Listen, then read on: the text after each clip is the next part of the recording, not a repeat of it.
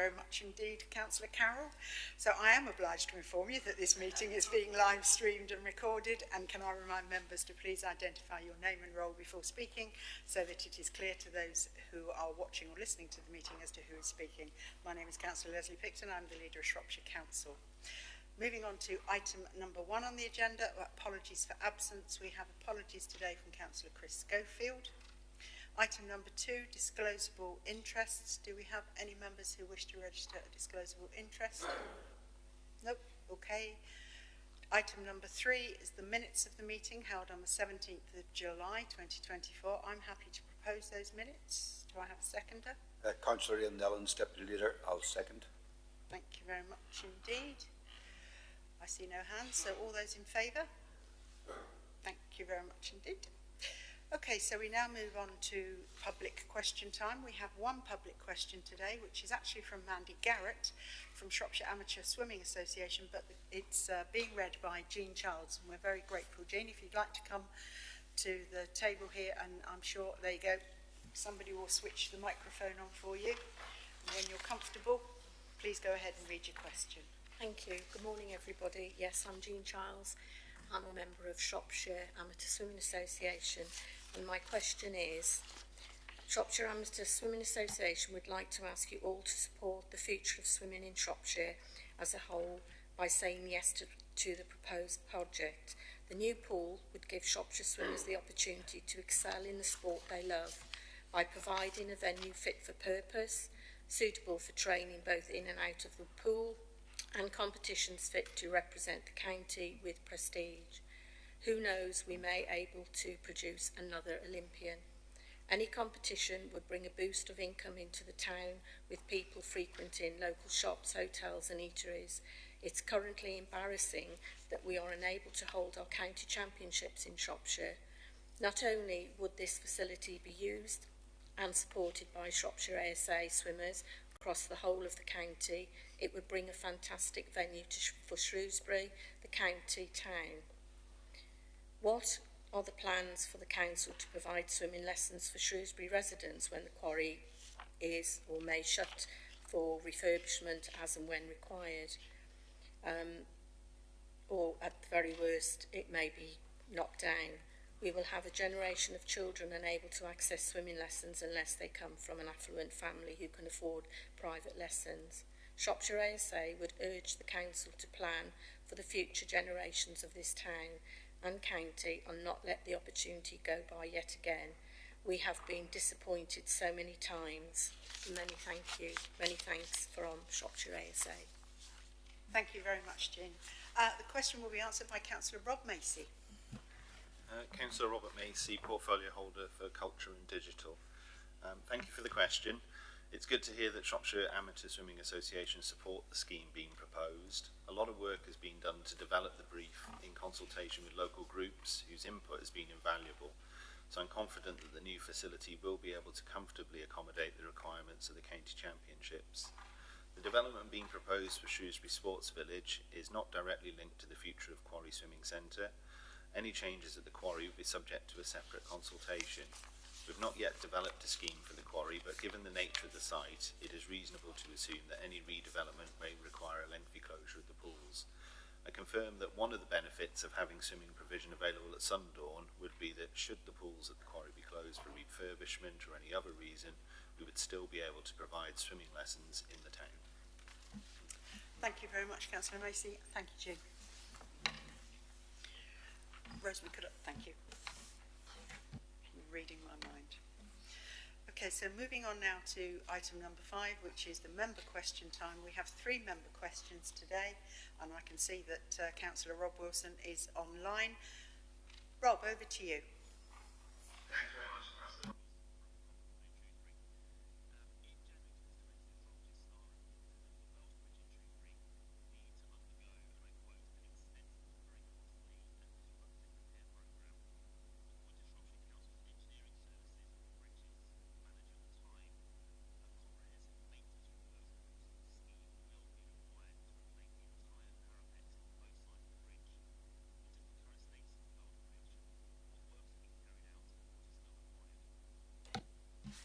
Thank you, Councillor Wilson. Answering your question, Councillor Dan Morris. Councillor Dan Morris, portfolio holder for highways. As Cabinet may be aware, a detailed bridge inspection in 2019 identified numerous defects with the stone balustrade parapets over the historic Grade 2 listed Welsh Bridge in Shrewsbury. To address these defects, works will inevitably be disruptive and require either lane or road closure. Consequently, minimal work has been undertaken to date, albeit monitoring and ensuring any safety considerations are addressed. The entire balustrades will require replacement when repairs are undertaken. Cabinet will also be aware of the Shrewsbury Big Town Plan, and the Riverside development may also have an impact on the Welsh Bridge. Current thinking is that the opportunity should be taken to coordinate any necessary works arising from these plans within the proposed repairs to the bridge in order to minimise potential and future disruption. As of yet, there is no clear timetable for the repairs. Thank you, Councillor Morris. Councillor Wilson, do you have a supplementary? Yes, do you have an estimate of the cost that required to bring it up to state standard? Morris? No, sorry. I think the difficulty with that one will be, Councillor Wilson, is that we would have to have a major inspection done of the bridge with a contractor to get that full price, which, as you've just heard from Councillor Morris, is not yet in planning. So you wouldn't get full price until we... 5 years later, there we go. Thank you very much. You may think so. Councillor Andy Boddington, you're up next and also joining us online. Good morning, Andy. Thank you, Chair.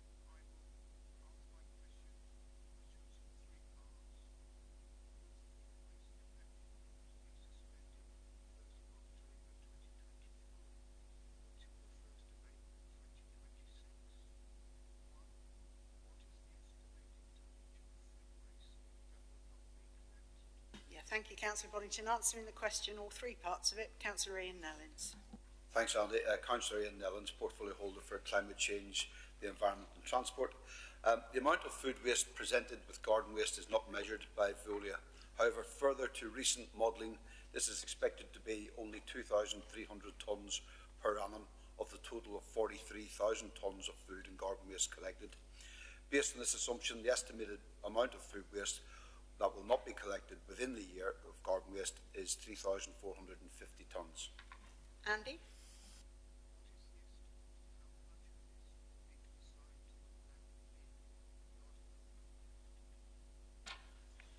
And we have estimated that 70% of this food waste will be put into the general waste bin, so approximately 2,415 tonnes.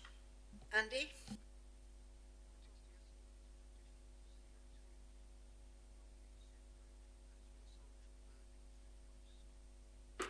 As the waste flows through the RF are constantly changing, the additional emissions from the 2,415 cannot be accurately assessed, as different waste mixes produce different calorific values and subsequent emissions. Thank you, Councillor Nellins. Do you have a supplementary, Councillor Boddington? Yes, I do.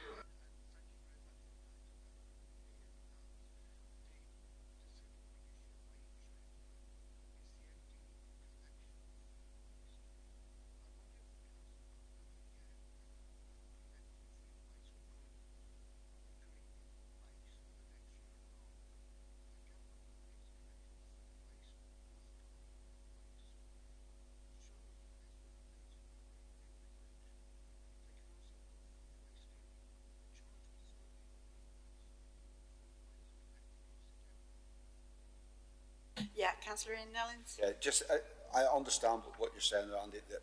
The issue with this is we cannot charge for collecting of food waste.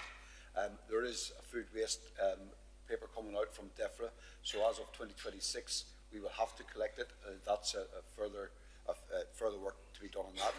But the bottom line is we can't charge for food waste, and that's why we have to suspend it at this time. I share your frustrations, Councillor Boddington, but it's a DEFRA issue, I'm afraid. And the third question is from, oh, I've lost it now, Councillor Alex Wagner, who is not online, so I'm guessing, Councillor Evans, that you're asking it on his behalf. I can do, Chairman, and this is from Councillor Andrew Wagner. Taking better care of the square. The square is at the heart of Shrewsbury, with footfall higher than anywhere else in town. There's almost 2,000 people per day visited in August, with a footfall of 58,419 in total. Despite this, many of the iconic York stones remain shabby, cracked, and in many cases have been temporarily repaired with tarmac rather than stone. This is in part due to the use of the Princess Street as a cut-through, with many cars and HGVs passing by every day, despite the fact the area is meant to be access only.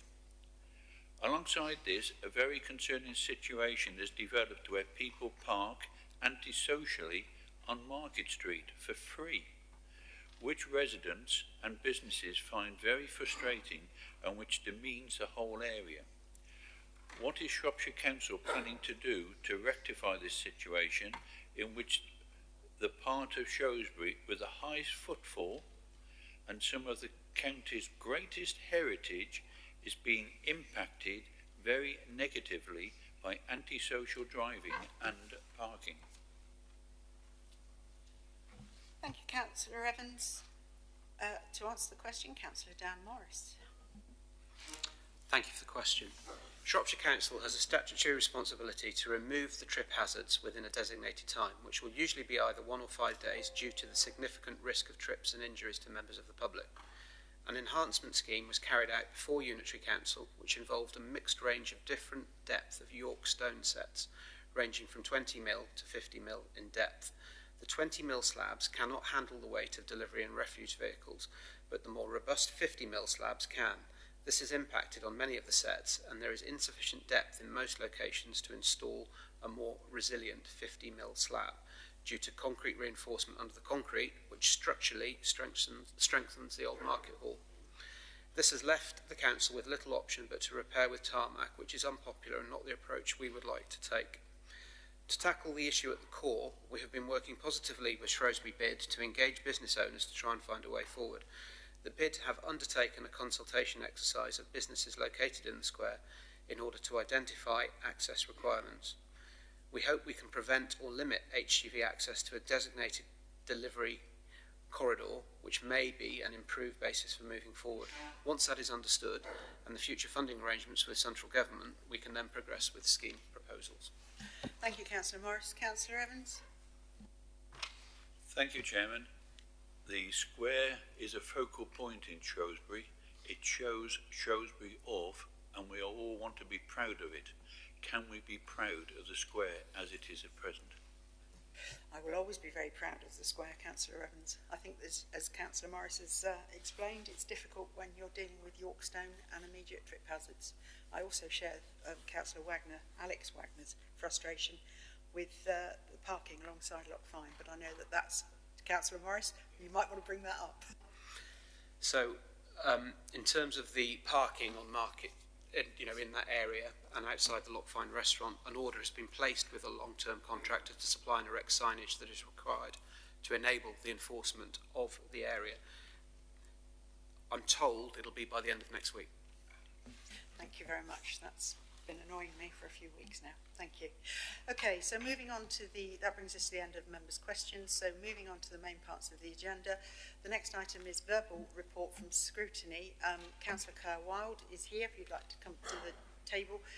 Claire has got a double hat on today, so I think she's reporting first as Vice Chair of the People Overview Committee. And secondly, from the Transformation and Improvement Overview Committee, which took place on Monday. So I hope I've got it in the right order. Councillor Claire Wilde. Okay, thank you, Chairman. So, first of all, as you say, I'm going to bring some recommendations from the People Committee, which took place on the 10th of July 24. And the two recommendations are that the recruitment and retention of social workers.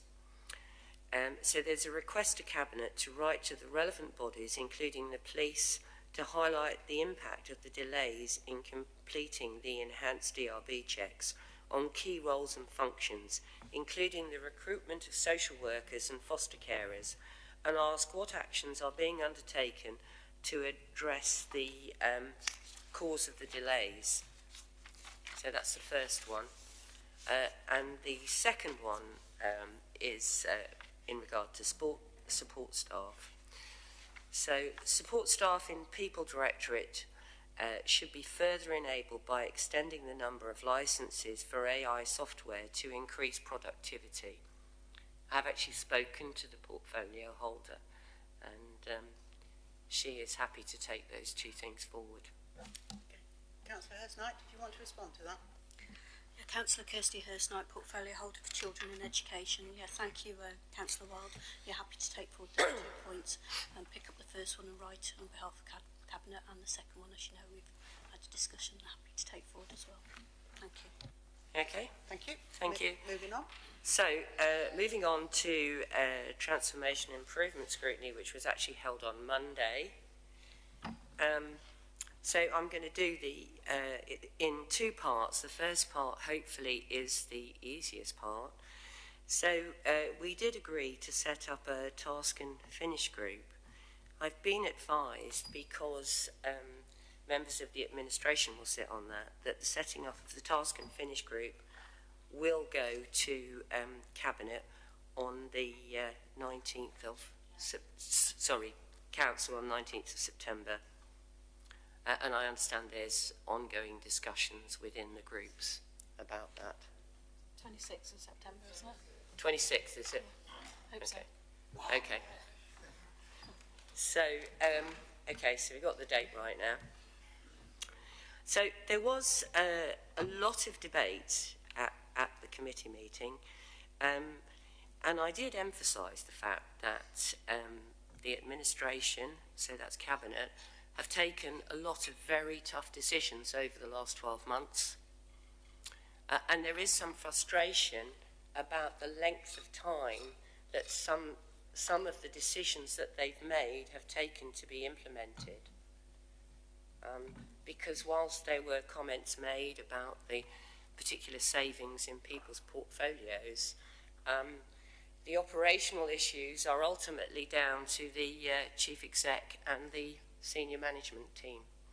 So I will read my recommendation to Cabinet. So we ask that Cabinet instruct the CEO to attend the Financial Task and Finish Group when it is established, hopefully within the next few weeks, with a plan to reduce third-party spend by 10% and a plan to deliver savings in the Place Directorate. Okay. And Willem, if you'd like to comment on that. Is that okay, Chair? Yes, I'll just take back the chair.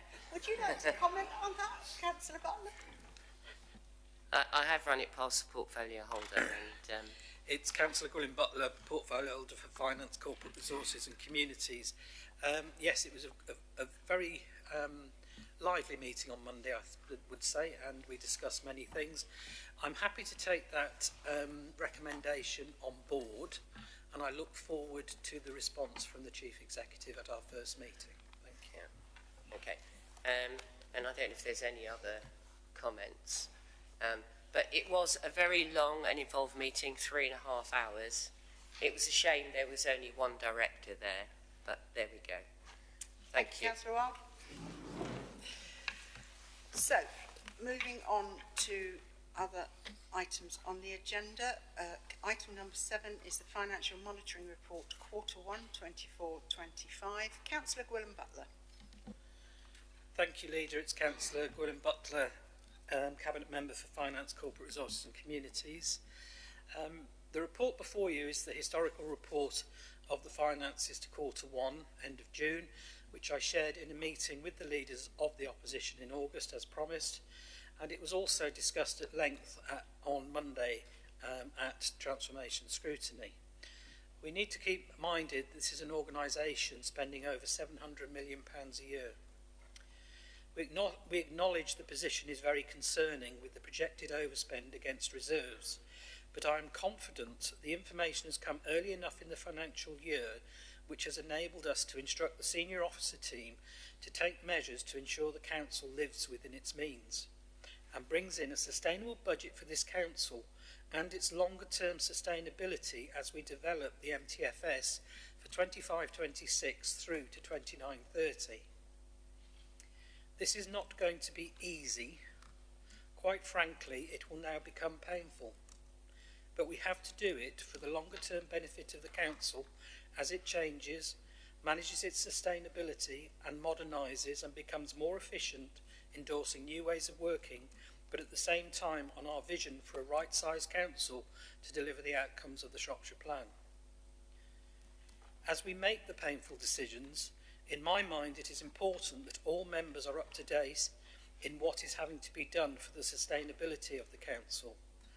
To enable this to happen and for total transparency, we have proposed a collaborative budget with the opposition, and they have a proposal to work with us as a one team to work together for the benefit of the residents of Shropshire, our staff and the future of the council. I move the recommendations as stated in 3.2. Thank you. Yes, thank you, Councillor Butler. I'm happy to second those proposals. I would just like to draw Cabinet members' attention to item A under 3.2, and I think this is the first time that we've ever actually seen this in a Cabinet recommendation. We are under no illusions, and I say this mainly for Councillor Evans' benefit, following his comments to the press on Monday. Cabinet members are under no illusions how difficult this situation is and how much we need to ensure that these savings are delivered. There are ongoing meetings with the exec management team. We have one this afternoon, and the direction that you see under item A is meant very, very seriously. Thank you, Chairman. It's partly the comments that you just made there, yes. I think everybody recognises in the country, here and throughout Shropshire, the pressures that Shropshire Council is facing due to the safeguarding social care pressures that are facing all local authorities. What is concerning to me, and I think many others, is the overspends which are occurring in other parts of the council's budget. And if one looks at Appendix 1C, which I think you referred to, was that there is a projected revenue outturn by portfolio holder. And if one looks at that list, every one of the 10 portfolio holders are overspending. Not by a few £1,000s, but some of them by many millions of pounds. And Council, on the recommendation from Cabinet, passed a budget in February which said that on April the 1st there would be £38 million in general reserves by the end of March 2025. This quarter one, and it is quarter one, there's 3 more quarters to go, shows that instead of that £38.5 million that would be in general reserves, the prediction on this quarter is £313,000. £313,000 on a £700 million budget. It is unsafe, it is dangerous. I do note that there will expected to be sums of money added to it on the income side, or savings that may happen and come in quarter 2, but to be in this sort of state at quarter 1 is very dangerous when we have the winter pressures still to come for us. I think everybody wants this council to be in control the end of March. This budget here shows that the future of this council is in dangerous waters. Thank you, Chairman. Yeah, thank you, Councillor Evans. I think it would be worth if I could just, because we had this very conversation on, and I want to make sure the public understand this. We had this conversation on Monday. There's a big difference. There is a big difference between. It relates to the same thing, but there is a difference between overspending and undersaving. Now, a lot of what you, at the end of the day, the budget is what the budget is, but the departments are not necessarily overspending. They are not achieving the savings. There is a slight difference to that. I don't want the public to think that they're just spending money willy-nilly. They are absolutely not. what they are struggling with at the moment is making those saving targets. And as we discussed on Monday, there is a whole variety of reasons why that might be. But I just wanted to make that point, Councillor Evans, because I don't want the public to think that, you know, departments are spending money all over the place. They are absolutely not. There is a very strict control going on at the moment. If I can, Chairman, Yeah, sure. I agree. The projected savings aren't there, but in places it's stated that the savings will not be made, so there needs to be other savings within it. So to be only 300,000 in round figures now, I think the council is in very dangerous state. Thank you, Councillor Evans. Councillor Dartmouth. Yeah, thank you. Just briefly, to comment on what Roger's raised there and your comment, Leslie. Rosemary Dartmouth, Labour Group Leader. Sorry. Just to say that, yes, there is a subtle difference between overspending and not making the savings, but those are agreed budget positions. Those savings are agreed budget decisions within a financial crisis situation. Yeah. Councillor Dean. Thank you very much. I think it's important just to draw everybody's attention to the sort of the three scenarios that we have. A central scenario, which is the one we're concentrating on, that we will we will be left effectively with no balances, several £100,000 in balances. But we have an adverse scenario which will clearly tip us well over the edge and require us to presumably to go into a Section 114 situation. So my question is about what will trigger that adverse situation, and in particular, and I asked this on Monday, and I appreciate there were loads of questions, and this one didn't come back, but one of the things we recognise is that the pressures that in previous years we had pressures which were, if you like, not predicted in social care and in children's services. We were assured, I think, at the meeting on Monday that there was a better prediction of those pressures now, but nevertheless, it would just be interesting. I think we need to understand, what are the unknown unknowns? Where might the surprises come from? And the question I specifically asked was whether the government decision on winter fuel payments is something which could trigger additional pressures towards the budget in that area. But is there anything else in the view of the portfolio holder or that could be round the corner which could tip us into that adverse situation? Yeah, I think that's an extremely good question, and I'm sure Gwilym has got some things to say on that. I mean, interestingly, after the meeting on Monday where you asked about that demand model, if you like, funnily enough, I had an email from Tanya only this morning because there is work being done on that. In regards to, pressures, we would like to hope that we have a mild winter with no rain. A mild winter with no rain, because it's little things like that that push us, into difficult positions. The quadruple whammy, as I'm calling it, of the winter fuel payments, the possibility of taking away bus passes, the single person discount on council tax, the energy cap rising, all of those things will have a huge impact on people in Shropshire. Gwilym, did you want to come in on that? I think you've actually taken a lot of what I was going to say, Leslie. For me, I totally agree with you, Julian. It is at what stage we get to the decision, and I've obviously had these conversations with James early obviously constantly, and I think by the time we get to Q2 being released in late October, November, we will have a much broader sense.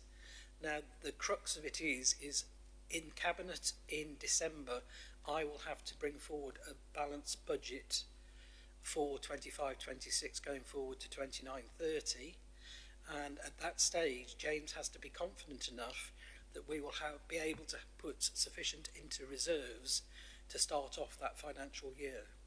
So as we actually pull all that together, and what we as a council have to do to get us into that sustainability situation, as I said in my introduction, is so vitally important. I don't think ever in the history of this council there's been a more important time to have unity and working together. And I would like to ask the leaders of the opposition, are you prepared to work with us for the benefit of the residents, the staff and this council. Thank you. Position to answer that right this second, but they're going to, I think. Roger was first, then Rosemary.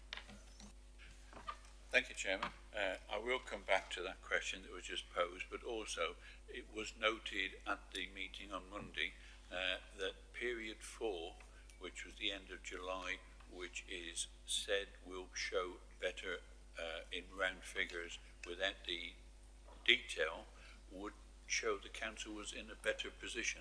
There was disappointment, and there continues to be disappointment, that that information isn't available at present. We're now in September, and that's the end of July.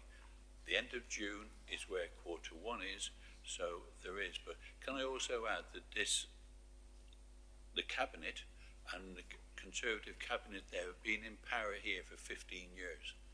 And every year it is said that we have a budget and we have a plan. I think this shows, I'm not sure where the plan is, when we are showing at present £313,000 to be on the credit side. Because councils cannot go into the debit side, can go into a minus, government will step in. So we have to stay positive, either zero or positive. So there, and as regards what Councillor Butler said there about joining in, it is under consideration. We want to join, but given the history for 15 years of only being told certain things when we have to be told it, and only being told things when the public are told things, there is some wonder whether that is going to really change, and that is a discussion which is ongoing, especially after Monday's scrutiny, when with no notice as a late budget there was the paper concerning the car parks. I won't go into that here, but to see that with no prior warning that this was coming out or anything, there are certain members who think, can we in good faith go into a discussion? Will we know all the facts? Will we be given access to all the facts? That is the ongoing question, and that's why I cannot answer it at present, because it is that matter of faith, and some do not have that faith. Thank you, Chairman. Thank you. Councillor Dartnell. Yeah, thank you. I'll repeat some of the things that have already been said and that were discussed in great detail on Monday, but I'll try to be much briefer. I mean, the adverse position, if that's where we end up at the end of the year, will be an absolute disaster for the council, but ultimately for the residents who rely on daily services, and those are very much in focus for us all. So this has to be avoided, obviously, that's stating the obvious. We must maintain a year-end position that is somewhere between the favourable and that central position. Anything else is just untenable. There's a good number of yet to be realised budget lines in the report, and I'd really like to see those clicking over into dealt with. In other words, to see in the reports that we get periodically some feeling that the accelerator has been pressed. It feels like there is a sort of still almost a council in shock in many ways. And I know, Leader, you referred to that at the beginning of this item. I do want to feel, I want to be able to look at the next set of reports and feel that we are moving forward. So we understand things like the external pressures from the service, on the service, so the People Directorate, for example, and understand and welcome that there are changes being dealt with, worked on there, that will try to moderate the impact of those. And that's very good. But for example, as Councillor Evans has mentioned, the Police Directorate is still showing a substantial overspend in comparison to budget. And that, I think, there is detail that shows progress, obviously within certain lines, but in other lines it's just not happening. And I know these things are not easy, they're very, very difficult, but we have to really shift on those things and move with urgency. We are in a crisis, and I think we used the word ruthless on Monday, and I think that's what has to now begin to apply. So just as an example, we have two items that are costing the council quite a lot of money. They're very small, but for me they're indicative of something I've always felt about the way the council operates. So for example, the green waste management, it has proceeded through council without a single delay, as far as I'm aware. I'm not aware of any delay to implementation, but there's a £4 million short saving within this financial year, and that's related to negotiations on the PFI contract. And it demonstrates a large degree of inflexibility in this contracted out world that we inhabit. And I think, you know, those things have to be thought through incredibly carefully, and I'm not suggesting they're not, but you can make a contract that suits us today, but that, you know, there are always unknown consequences, there are always futures that we just don't know about, and I'd like to see that being, I don't know, to feel that's more coming through in the system. The same thing's true in the pyrolysis. It's small money in terms of what's needed, but again, that proceeded through council without any delays whatsoever. It pushed through council, but we have delays that cost money. So that's it, really. Thank you. Councillor Dean, I did see your hand.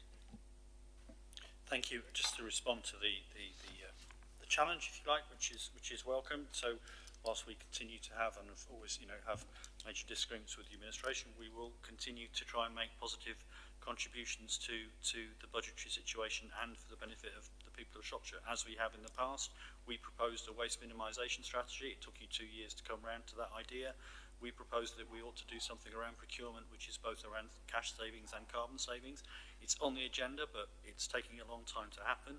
And we've talked about using the capital strategy to invest, to save in terms of our care. So we would love to make more contributions in that area, and we hope that that work can be constructive. Thank you. Yeah, thank you very much. Graham, did you want to come back? Thank you for the contribution. Thank you, Julian. Always bring useful things to the table.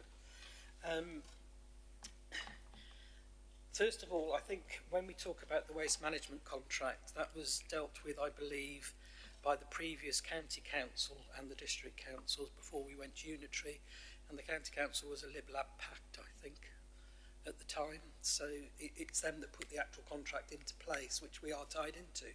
So it's a bit ironic on that basis.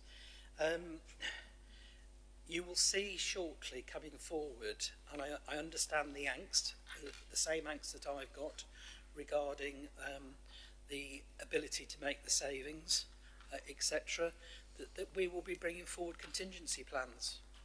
You know, if this doesn't work, what will we have to do to make sure this council was in budget? Now, Roger, if you want to talk about not having documents within 5 weeks of the finish of a financial period, taking into account holidays and what all the officers of this organisation are actually doing to try and get those savings done, I think it's a bit of a poor show. I haven't seen those papers yet, and I'm giving you the opportunity to come into the room and see those contingency plans and be part of shaping how we do the future of this council. So it's up to you. If you don't come, we'll be doing it anyway. So thank you. Thank you, Councillor Butler. I think that for me, the issue really, you know, Q1 is what it is. You know, it's what happens now.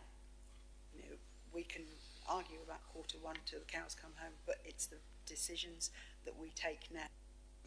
One of the things that was raised on Monday, and I take it on board completely, and it's something that we are just going to have to all agree with, is that there will be things that we either pause or we stop or we change the way we do it, and those will have to be communicated to the public, because we cannot continue to offer the same level of service with a much reduced staff and much reduced budgets that we have done over the last so many years.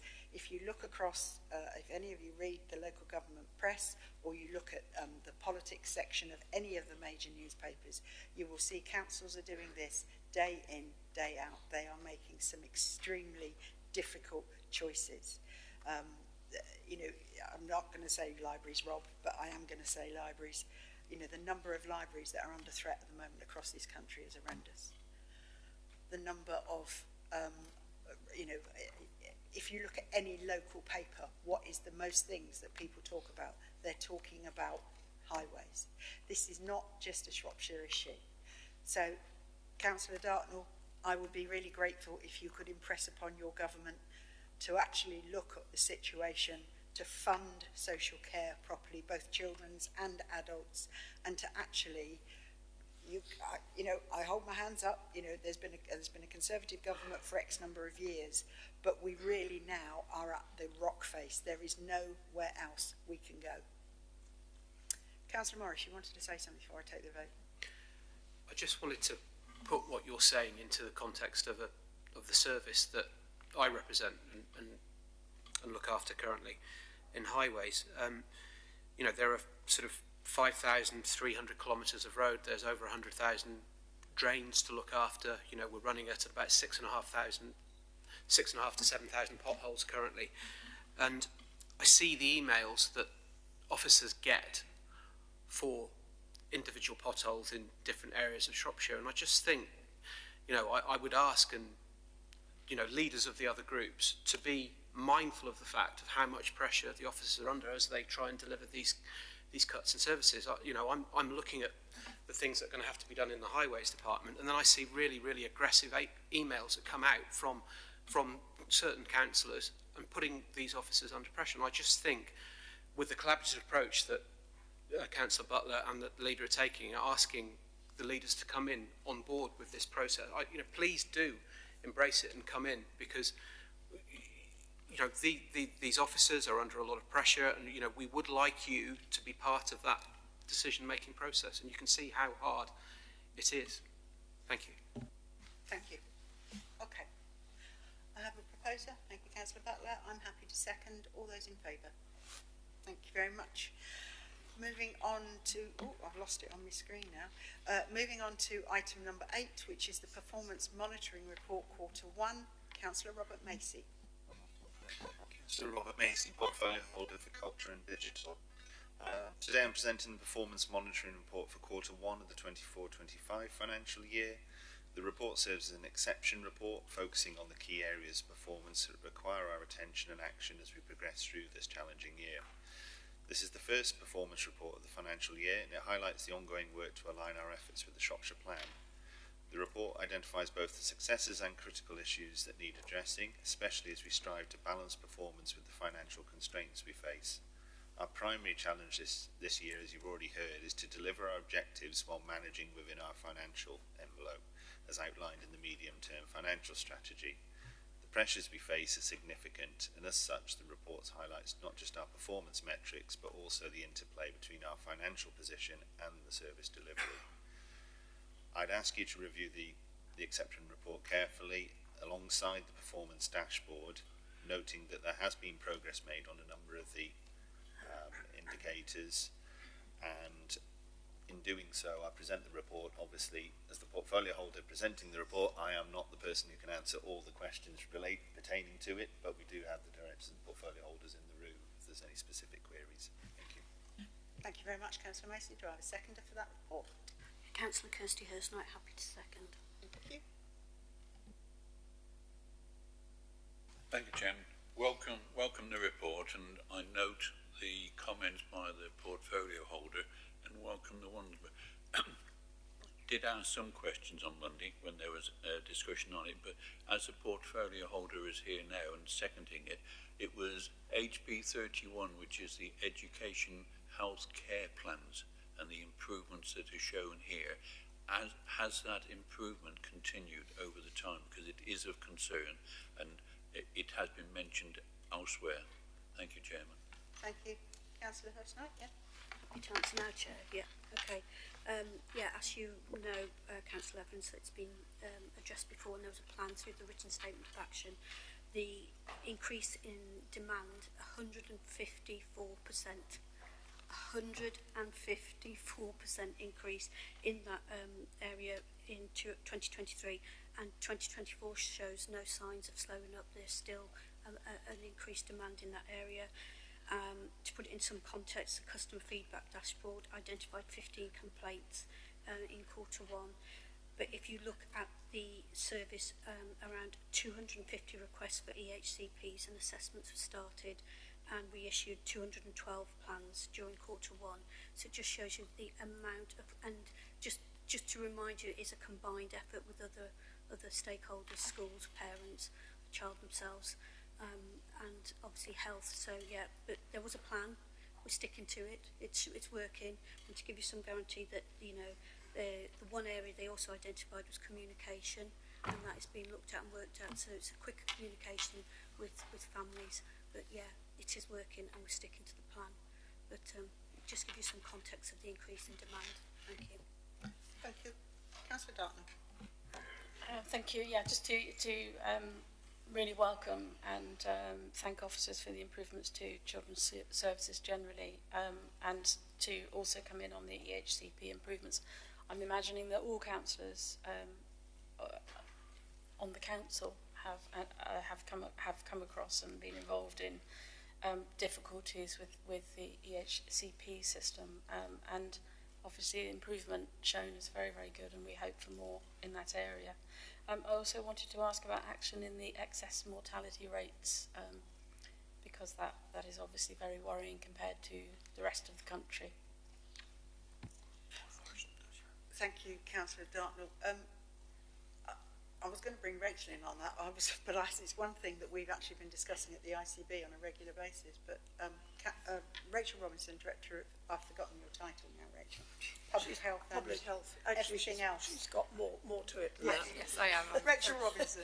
Rachel Robinson, Executive Director for Health, Wellbeing and Prevention, as well as the Director of Public Health for Shropshire. So thank you. Yes, I mean, excess mortality and serious mental illness is something that it's a system-wide target that we've included, and obviously we're really keen to include a number of system-wide targets as being part of the ICS in our monitoring. It's something that we've been working on collectively across the integrated care system. We monitor it very closely, and we have been doing that for some time. So there's a number of system-wide actions around this, obviously working closely with Midlands Partnership Foundation Trust. It's something that we monitor through the integrated care partnership as well, but wanted to report it in here for completeness. Obviously, from our point of view, there's areas around that we support colleagues around. There's health checks, improving health checks for people who have serious mental illness, obviously improving mental health outcomes overall, and at the moment have the scrutiny, health overview and scrutiny. I've got a focused piece of work focusing on mental health across the system, and that's, I think, it will be a really important piece of work to bring back through committees and through to Cabinet in terms of some of the findings. So just to give you assurance that I think it's good news that we've put this on the agenda, that we put these shared, that to show the visibility. It's a system-wide target that we support in parts, but obviously we have to work on that with colleagues, and we are doing a detailed piece of work as well through scrutiny on this particular area of work at the moment, and so we can bring further updates back on that. And if I'm right, Rachel, there's a joint scrutiny meeting taking place, isn't there, between the People Committee and Joint HOSC, which is absolutely. So they've got a meeting in September into a week and a half, and then there's a further meeting in November which will focus as well on suicides, but more particularly, and that is joint. It involves both people's and health and scrutiny. Councillor Dean. Thank you for that. It's good to hear that some of our targets are system-wide. In other words, they're not just about what the council does, they're about what other people in the county do and what other organisations do, which reminds me to remind the portfolio for climate change that we are supposed to be getting some key KPIs into the performance management around climate change, which clearly will relate to what our partners and to what our communities are doing. So I wonder if there's any progress in developing those KPIs. Who's picking up that one? Councillor Macy, Councillor Nellings? Yeah, that will be in place. The lead officer at the minute is off, but once he's back, we should have some progress on that. Thank you. Thank you. Okay. If there's no other questions on that, I have a proposer, I have a seconder. All those in favour? Thank you very much. Moving on to item number 9, Treasury Management Update, Q1. Councillor Gwilym Butler. Thank you, Leader. It's Councillor Gwilym Butler, Portfolio Holder for Finance, Corporate Resources and Communities. Again, this is a housekeeping report as we bring in a regular quarter update. This is the first one for this year. I shan't go into too much detail. It is all within normal procedures of working with our cash and loans. I just formally move the recommendations as set out in item 3. Thank you. Thank you, Councillor Butler. Do I have a seconder for that? Yes, Councillor Cecilia Mockley, Portfolio Holder for Adult Social Care and Public Health. Thank you. Thank you very much. I'm happy to second. Okay, thank you.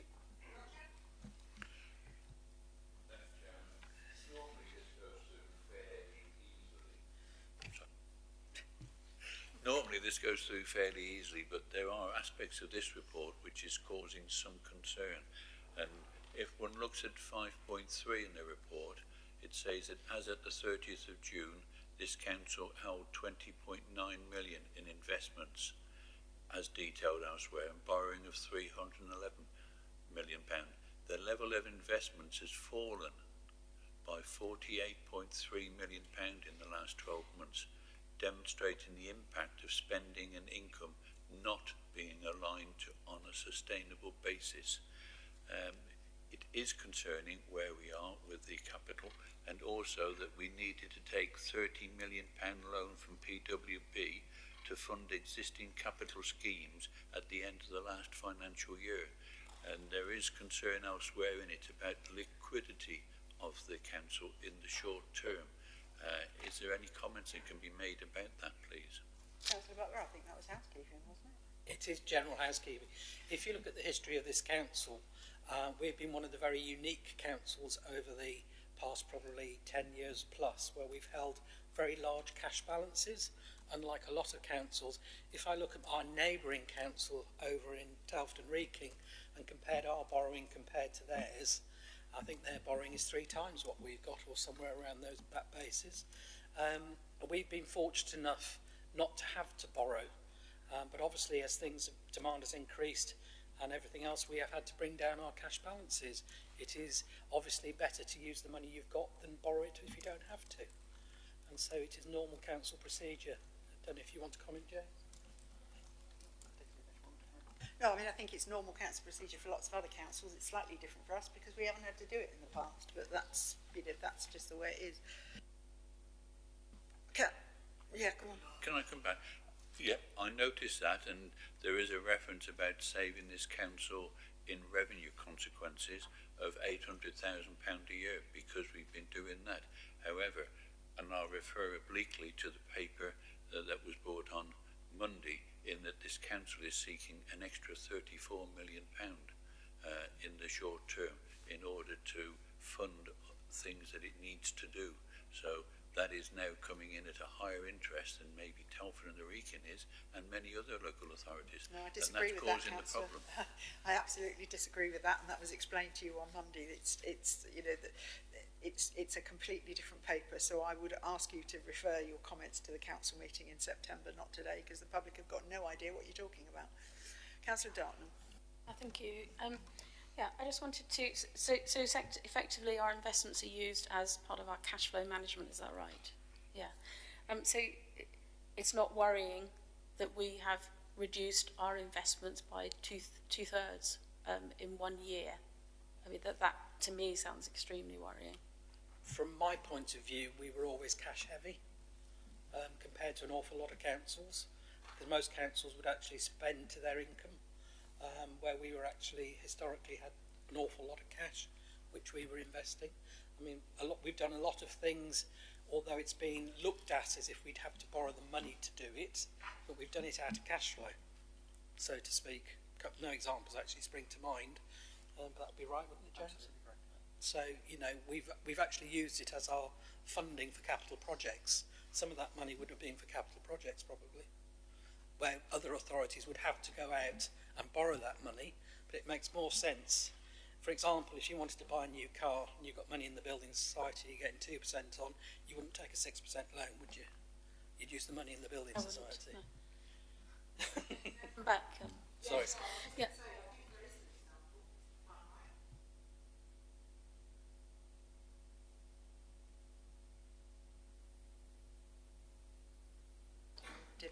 Understood.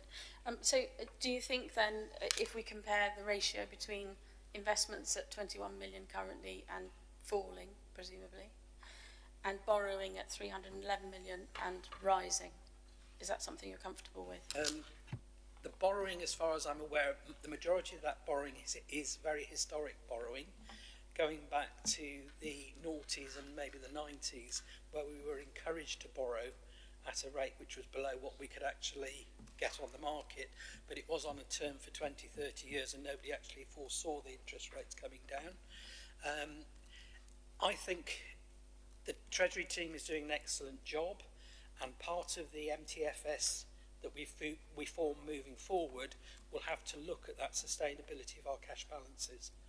I wouldn't think we want to go much lower than where it is. And that will be part of what we're looking at in the reserves, etc. Would you agree, James? Yeah, if I may. Just to make one point, if you go back a few years, you'll see that our level of borrowing was, I think it was 384 million at one point. So the fact it's 311, we're actually paying that debt off. And where does that debt come from? It comes from the cash balances. So this is an expected position. We expected the cash levels to fall. It's not a question of how much cash you hold in terms of it moving from one day to another. It's what's the minimum level that you can you would not go below. So we're now reaching that point where it's getting to the minimum level, and therefore, as part of the normal management, you would say, well, instead of now paying off those loans and just taking it from cash, as that borrowing comes up, we will replace those. As new capital schemes come forward, we will finance those externally.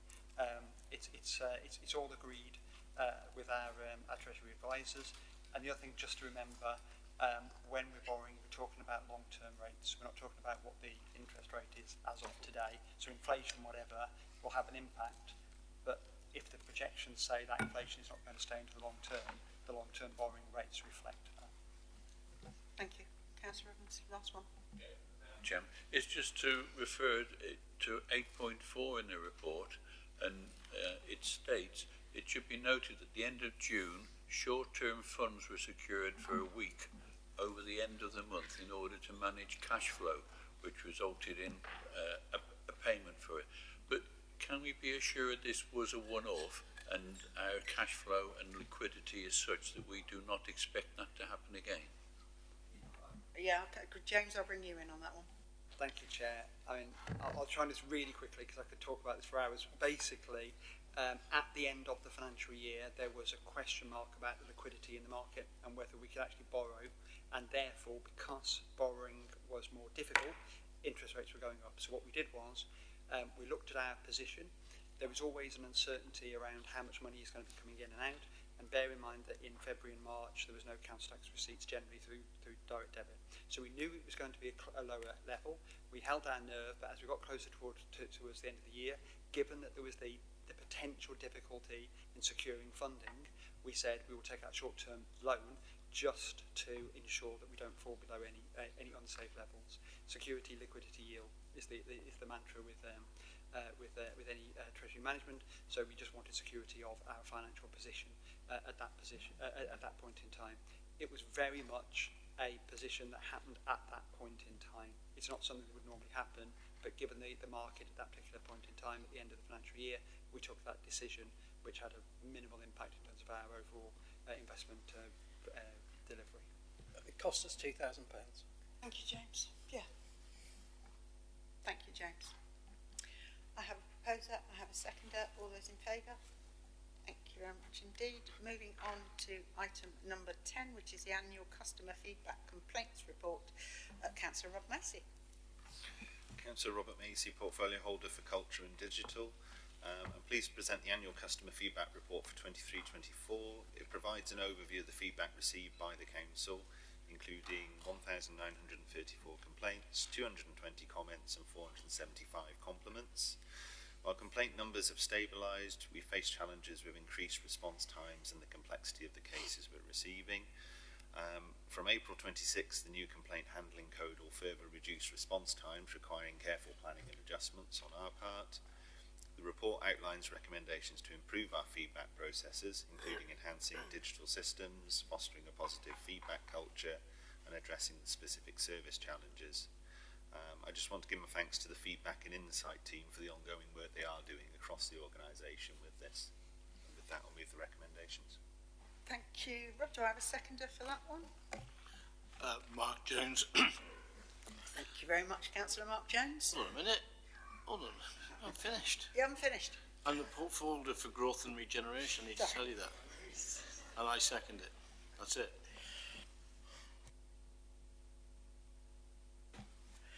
We did have a good discussion about this on Monday at the scrutiny meeting, and Councillor Macy's right to flag up that the changes that are coming in is it 26, Rob, did you say? Yeah.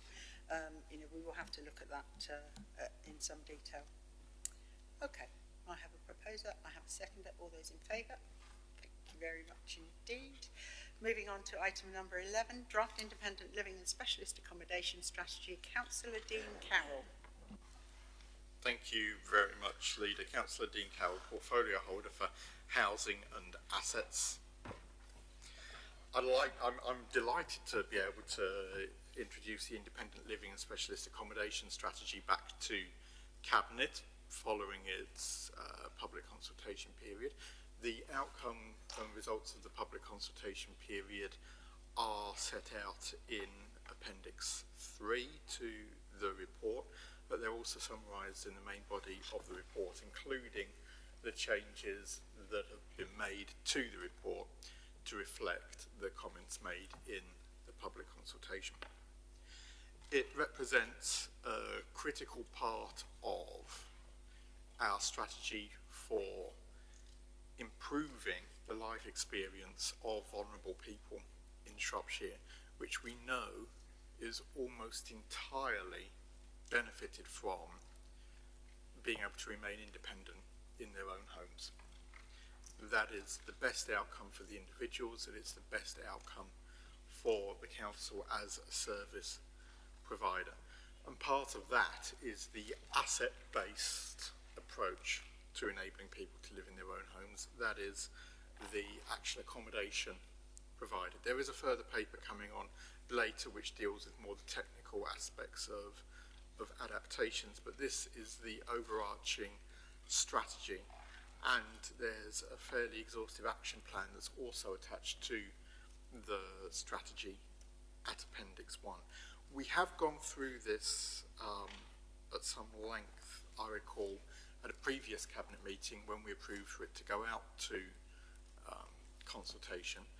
As I say, the edits and improvements that have been made to the strategy are both summarised in the report and outlined at their own appendix.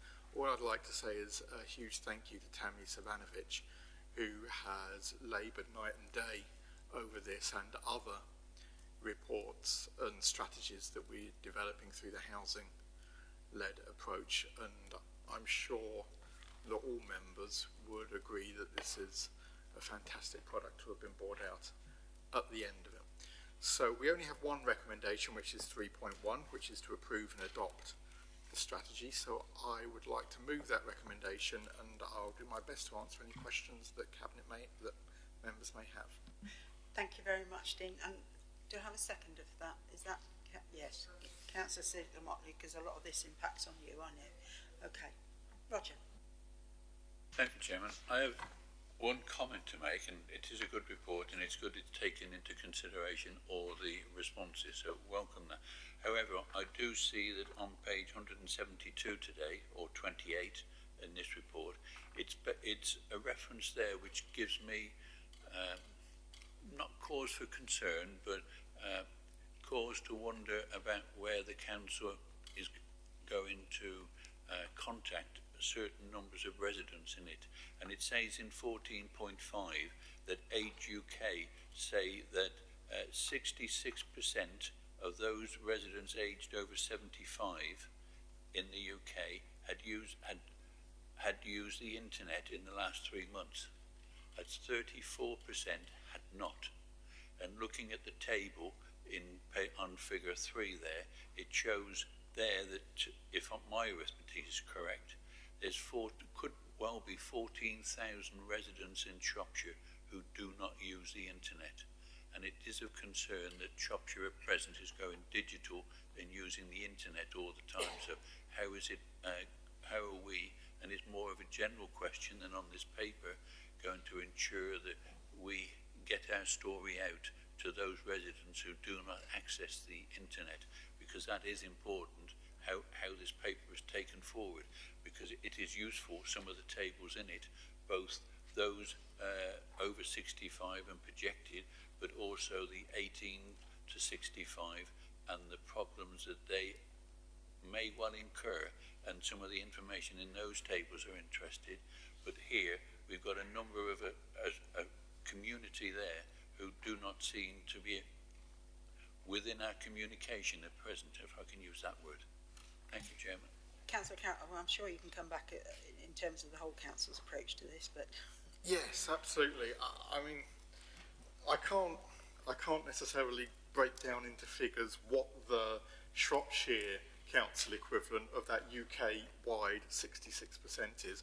And of course, we also need to recognise that in a county as rural as Shropshire, it's not always necessarily even the level of confidence of people or certain age groups who may have difficulty in accessing online services. It can be due to locations where online services, the broadband coverage is either so low or non-existent. So that is why the council's approach, whilst being digital by default, which does work for many people, it's not digital by exclusion, which is why we have continued to invest in and support a customer care team and customer care centre. I don't know whether my colleagues to the right of me whose portfolio that sits in would care to comment on that.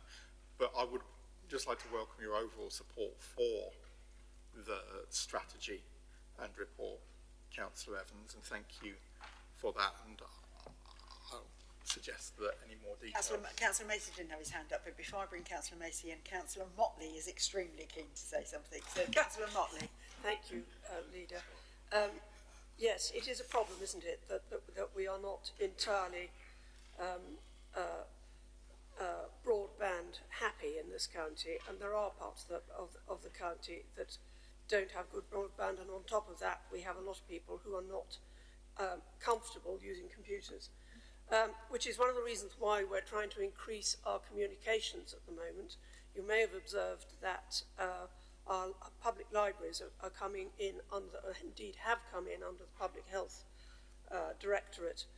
One of the points about that is to try and give a lot more information to people who come in with exactly the sort of problems around homelessness or health issues or whatever. We have Shropshire Local operating in our libraries. We've got community hubs set up in various places all around the county, and they are increasingly being rolled out. So we are working very hard to try and find those, as it were, hard to reach members of our community and make sure that we can help them. Thank you. And I'd just like to share with Councillor Evans a situation where I went into Shropshire Local in Shrewsbury a couple of weeks back, and there was a lady being shown how to do something via our website. So it's not just about doing it for them; it's actually training. And I learned an awful lot. So I think we're never too old to learn. Councillor Macy. Thank you, Councillor Robert Macy, portfolio holder for Culture and Digital. As we say, the broadband and the mobile coverage is an ongoing challenge. The official statistics are we are at 99% with super fast, 65% I think off the top of my head, with the new gigabit that's rolling out. But I think we've recognised the fact of some people may choose not to use digital. Some people might not have the training. That's why we have various things like the digital skills programs, the libraries and so on. We're also co-chairing the Digital Inclusion Network with Age UK and a number of other organisations that face the same challenges we do in reaching people and reaching particularly those people that would benefit most from some of these services. So we continue to look for ways of doing that. And we have a customer journey project going on that people will start to hear more about at the moment, which has that layered approach of how people can get in touch with us. And it will very much range from if you want to do something easy and quickly and you're perfectly capable of doing so digitally, we make that easy for you. As the complexity goes up or you have additional needs, that's where we have different tiers of support there for you. So this will be the same thing with these sorts of things as well. So thank you. There will always be people who choose not to do it. So, okay, I have a proposer, I have a seconder. All those in favour? Thank you. And I should have said I echo your comments, Councillor Carroll, thanks to the team. Moving on to item number 12, Shrewsbury Movement and Public Space Strategy. Councillor Ian Nellens. Thank you. Councillor Ian Nellens, portfolio holder for Climate Change, the Environment and Transport. The Movement and Public Space Strategy, or the MPSS, aims to bring the vision of Shrewsbury Big Town Plan to life by creating a vastly improved town centre. This will be achieved by promoting sustainable modes of transport, reducing the reliance on private motor vehicles and enhancing public space, a shift that will positively contribute towards the health of Shrewsbury's people, economy and the environment. The Shrewsbury Moves is a 10-year vision and plan for transforming movement and public space in Shrewsbury and presents the next steps, that's 21 interventions, towards making Shrewsbury one of the most inclusive, accessible and economically vibrant towns in the United Kingdom. This strategy has been carefully put together by the Shrewsbury Big Town Plan Partnership, which is a collective made up of Shropshire Council, Shrewsbury Town Council and the Shrewsbury Bid. Together we have created this strategy to show our commitment to improving how people can move around the town.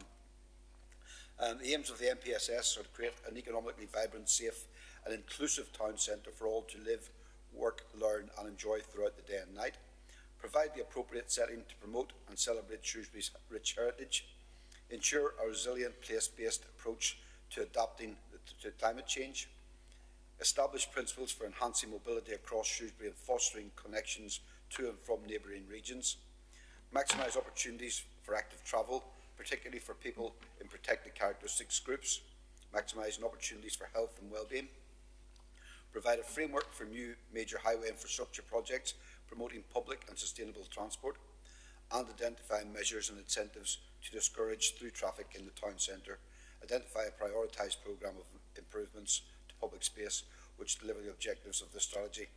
Between January and March of this year, the Shrewsbury Big Town Plan Partnership undertook a 9-week public consultation. The objectives of that were to gather feedback from the key stakeholders, increase awareness of the MPSS and create a platform for discussion through key stakeholders, residents, businesses and visitors. The public space strategy fits into the wider plan of Shrewsbury and the Big Town Master Plan.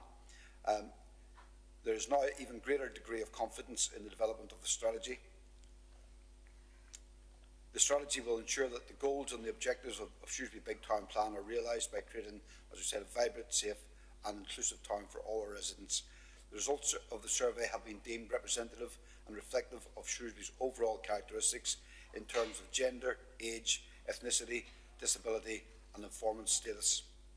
Remind you, it is a 10-year strategy designed in phases subject to further detailed surveys, assessments and traffic modelling and availability of funding and is aligned to local, regional and national priorities. The residents of Shrewsbury are clear on the principles they wish to adopt and implement and demonstrated this through the consultation. The MPSS has also had great cross-party support.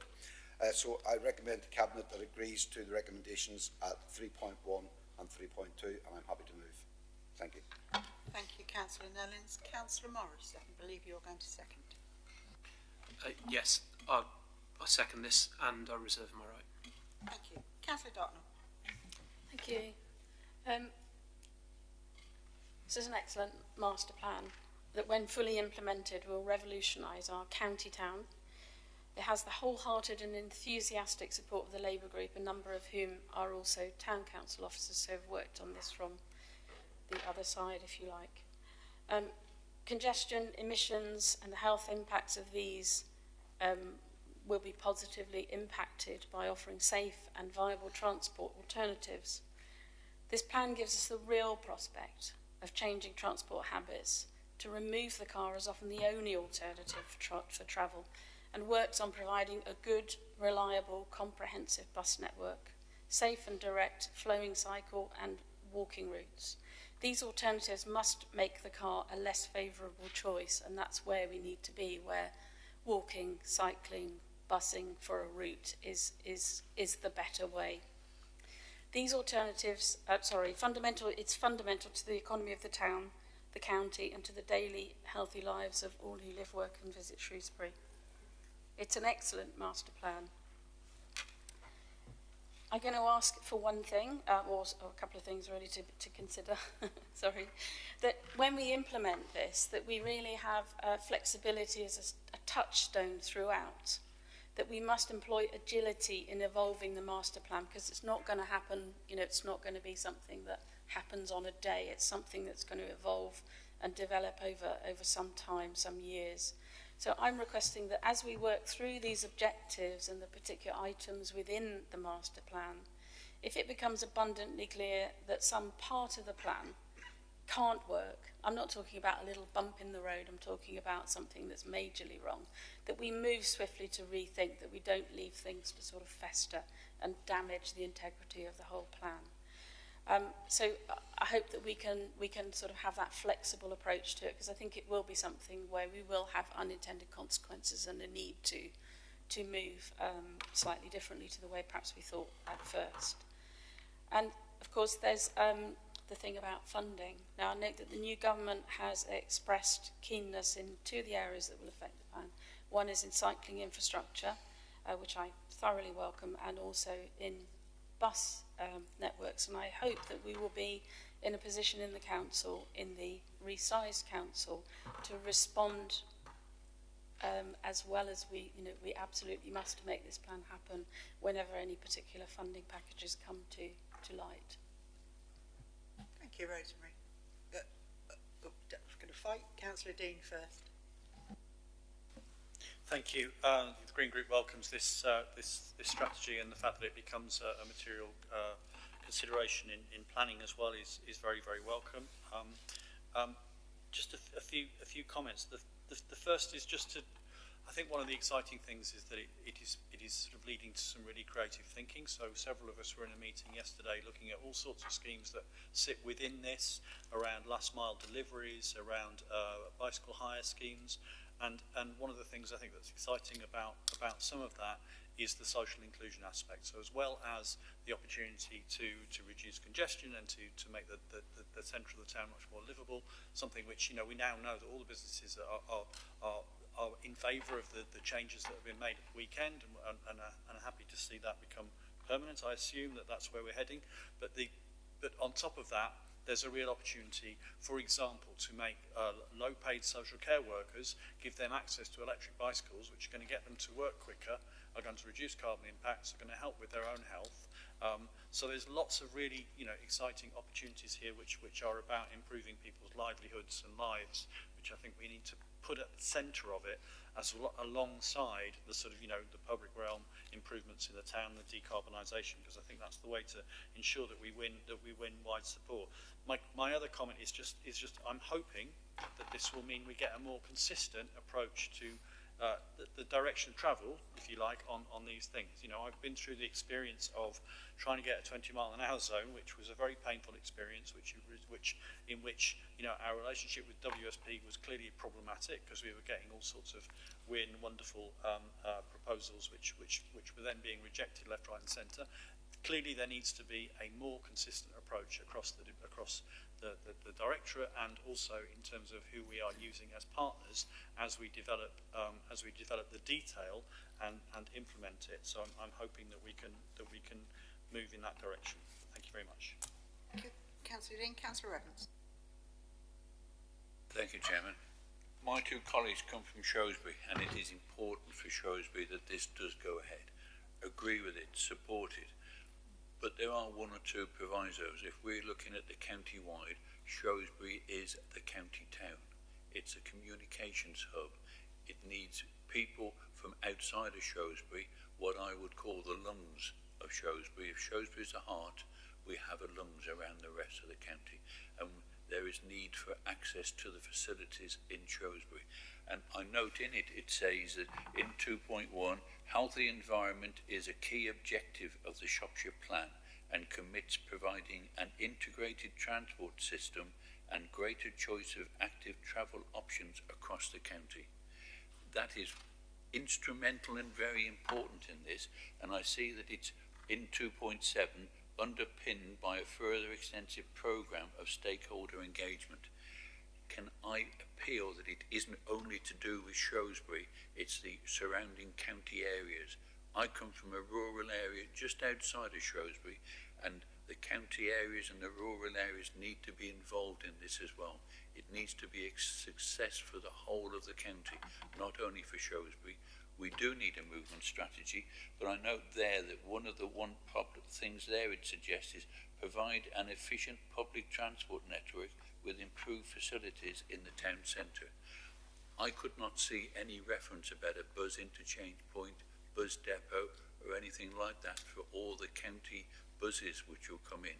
park and ride is there, yes, and I understand everything that's there, so yes, welcome it, but we must not lose sight that it isn't only Shrewsbury, it's the other areas as well, and if it doesn't solve those problems, it will provide a lot of problems for this council and other residents. So we do need to reduce the amount of car, and it's a 10-year project, and it's a material consideration, as Councillor Dean mentioned, and that, to me, is also one of the reasons that we need to look at where the swimming pool is, but we'll come back to that later in the agenda. Movement strategy, yes. Thank you, Councillor Evans. One of the things I would say is that I know for full fact that a lot of the people that took part in the consultation were not Shrewsbury residents. They were actually from outside of Shrewsbury. In fact, we have residents from all over the county taking part in the consultation. I think the clue's in the title. This is very specific to Shrewsbury, but it takes account, I believe, and I'll argue with you on this. I think this takes account of the fact that it is the county town. Not only is Shrewsbury the county town, but it is the central hub. We always look at Shrewsbury and Shropshire as a bit of a wheel and spokes, because the hub is Shrewsbury and everything else comes out of it. The trick now is that we need to look at what happens on the outer loop, not, and by that I don't mean in Shrewsbury, I mean how the county town, how the market towns connect to each other, rather than at the moment they just connect to Shrewsbury. Sorry, Councillor Nellens, I've taken your vote. Dan? Thank you. So I'd just like to read the first 3 paragraphs of the summary of the document, which says, this strategy prioritises pedestrians, cyclists and public transport above private motor vehicles. To achieve this, it is crucial to reduce the volume of motor traffic within the town centre. Much of the traffic passing through the town does not contribute to the town's economic prosperity, instead creating congested streets and a perceived unsafe environment for pedestrians and cyclists. By decreasing the number of private motor vehicles in the town centre, we can allocate more space to people, fostering an even greater sense of community. This will allow for the creation of safe walking and cycling routes across the town, which will have a positive impact on the health and well-being of people by facilitating active lifestyles. I've written a few notes that Councillor Dartnell said, referring to congestion and health benefits by taking traffic out of town. It improves walking and cycling within the centre of town. Julian talks about reducing congestion. Roger talks about Shrewsbury being a communications hub and a need for access to Shrewsbury. And we do need to reduce the amount of cars in Shrewsbury. Now, I know that this report, this strategy deals with the North West Relief Road being built and not being built, but it is fundamentally clear, and this is a fact, that if the North West Relief Road is built, it will speed up taking cars out of town. So I'm making a direct appeal to the leader of the Labour group and to speak to the MP for Shrewsbury and see if we can change your mind and see if we can support this vital bit of infrastructure which will make the delivery of this strategy infinitely easier and infinitely better. Thank you. Thank you, Councillor Morris. Councillor Nellens, I'll allow you to come back now. Yeah, thanks very much. I mean, in summary, obviously there's a lot of support for this, which is brilliant. And from that, I'd like to thank the officers involved who have done a lot of work over the past number of years on this. Also, Phil Jones Associates, PJA, who have done a lot of excellent work on this as well. And the cross-party support we've had from Shrewsbury Town Council, our own council, and the bid. So it's all been very, there's been challenges, don't get me wrong, but a lot of it is all aimed in the right direction. And just a response, first of all, I understand what you're saying, Rosemary, about bumps in the road, and that's what I said earlier. There are a number of objectives that we're working to here. It is subject to further detailed surveys, assessments and traffic modelling and the availability of funding, so it all has to be we have to be flexible. That is the flexibility, but we'll have to come into it and we'll have to be assessed and no doubt consulted on at later stages. Julian, thanks for raising your points. As you said, the UK Shared Prosperity funding that we talked about yesterday with the 125 bikes that we will, electric bikes, which we will no doubt have a great uptake on, and there's a lot of enthusiasm about even how good that will be, which starts the momentum. Our last mile delivery, again, taking a lot of the the heavier transport out of the town, out of the inner loop, will all be very welcomed. Roger, just as you probably are aware, I'm not from Shrewsbury either. I'm one of the people who does get caught up coming in and out of Shrewsbury. But if you haven't seen this, this is the updated one. It's on. The link to it is on. Number 17 is about public transport and the interchange bus station. 18 is about long-term potential for a Park West station to least. These are all about, we're looking at park and choose, park and ride, park and stride, all those type of things. So the information, there's a lot of information there. Yeah, like everything, you know, like life, we know there's death, taxes, and everything will change. But you know, obviously there's a good framework to work off here. There will be some flexibility will have to be employed, and I think, you know, it is an ambitious, but it's a well thought out plan, which has been, with the direction of PJ, has been excellently brought together, and it's been well supported by people, the population of Shrewsbury and wider Shropshire, and visitors. So thank you everybody for the support.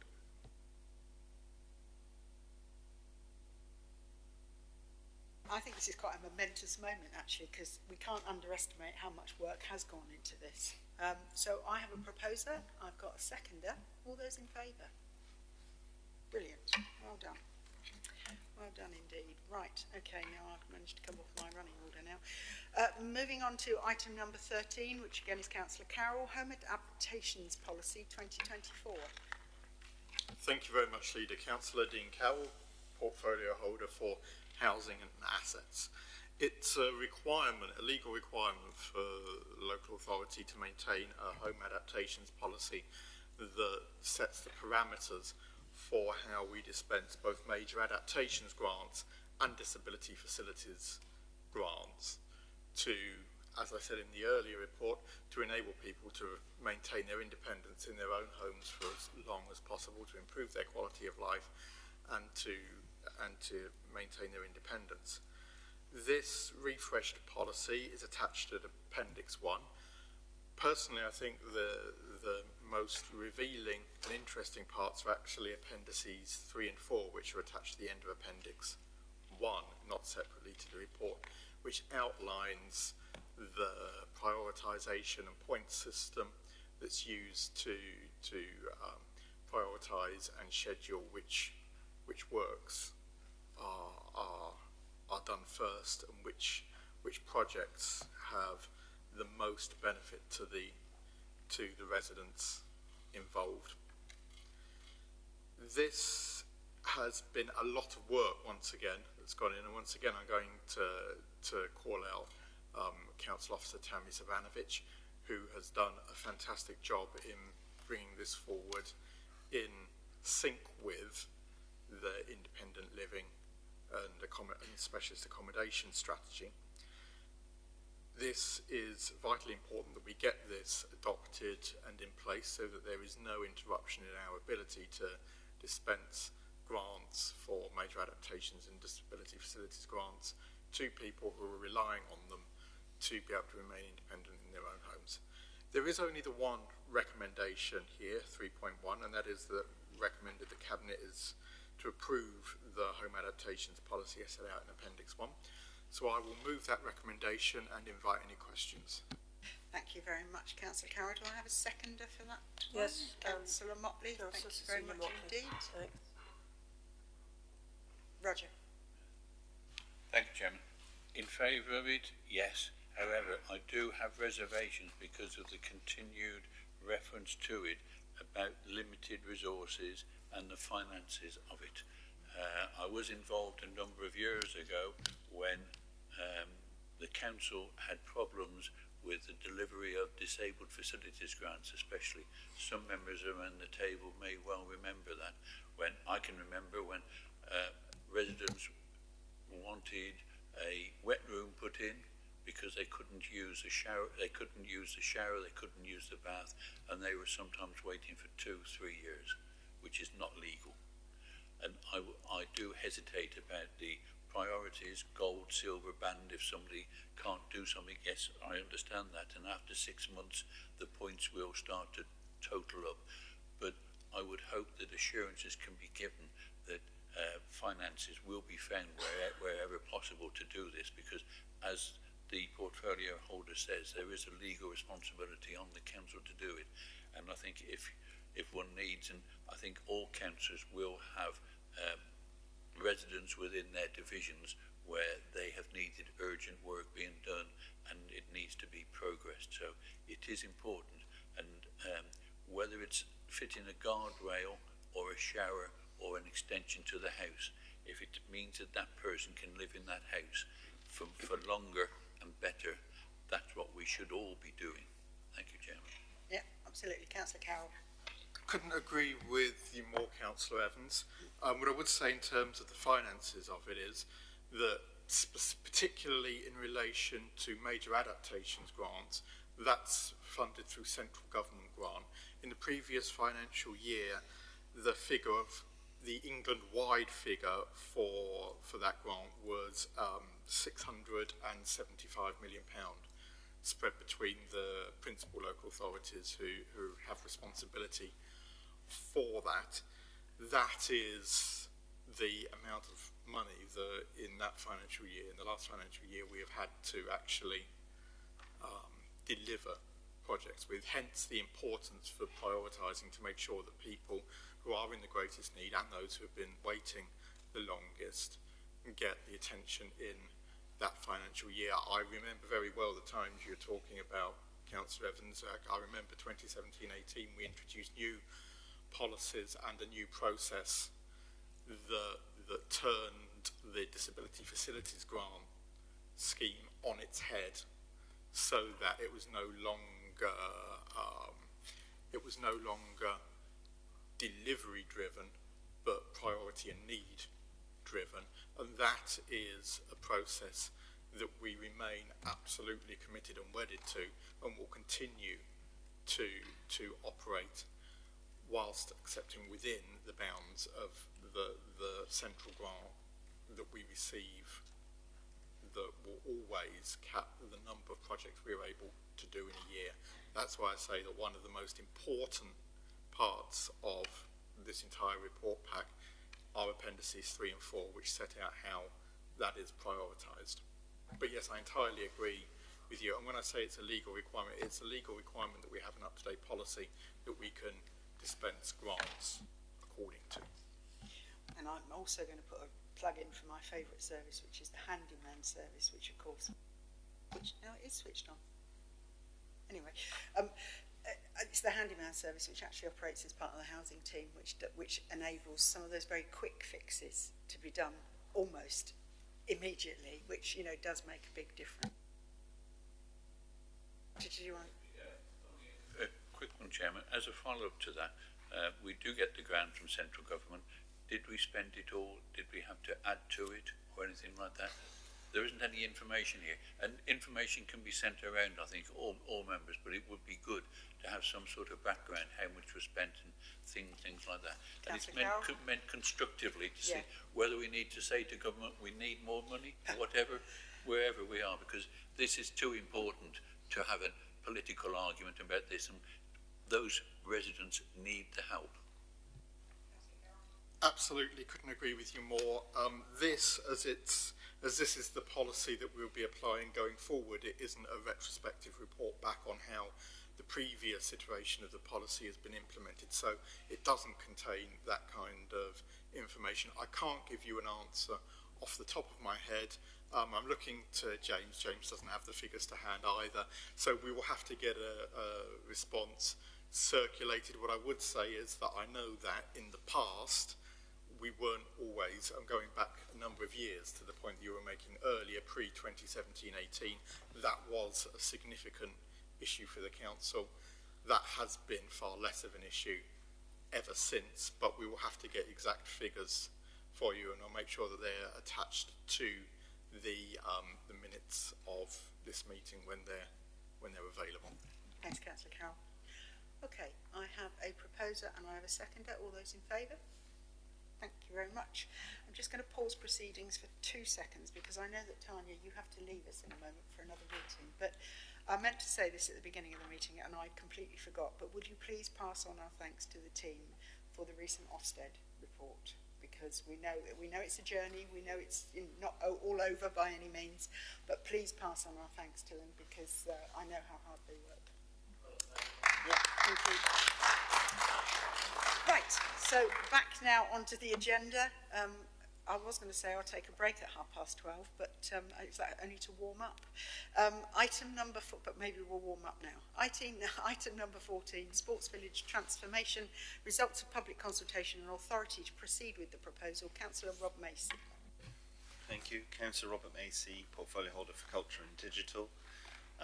Just touching on one thing that was raised in the public question, I'm sure we all want to offer our thanks and congratulations to all those Olympians that took part in Paris 2024. We're very proud of them and all of the other clubs and connections they have in Shropshire that support them to get there. So today I'm pleased to introduce a report on Shrewsbury Sports Village transformation proposals. The project's a significant step forward in our commitment to enhancing the health, well-being and accessibility of leisure facilities for the people of Shrewsbury and beyond.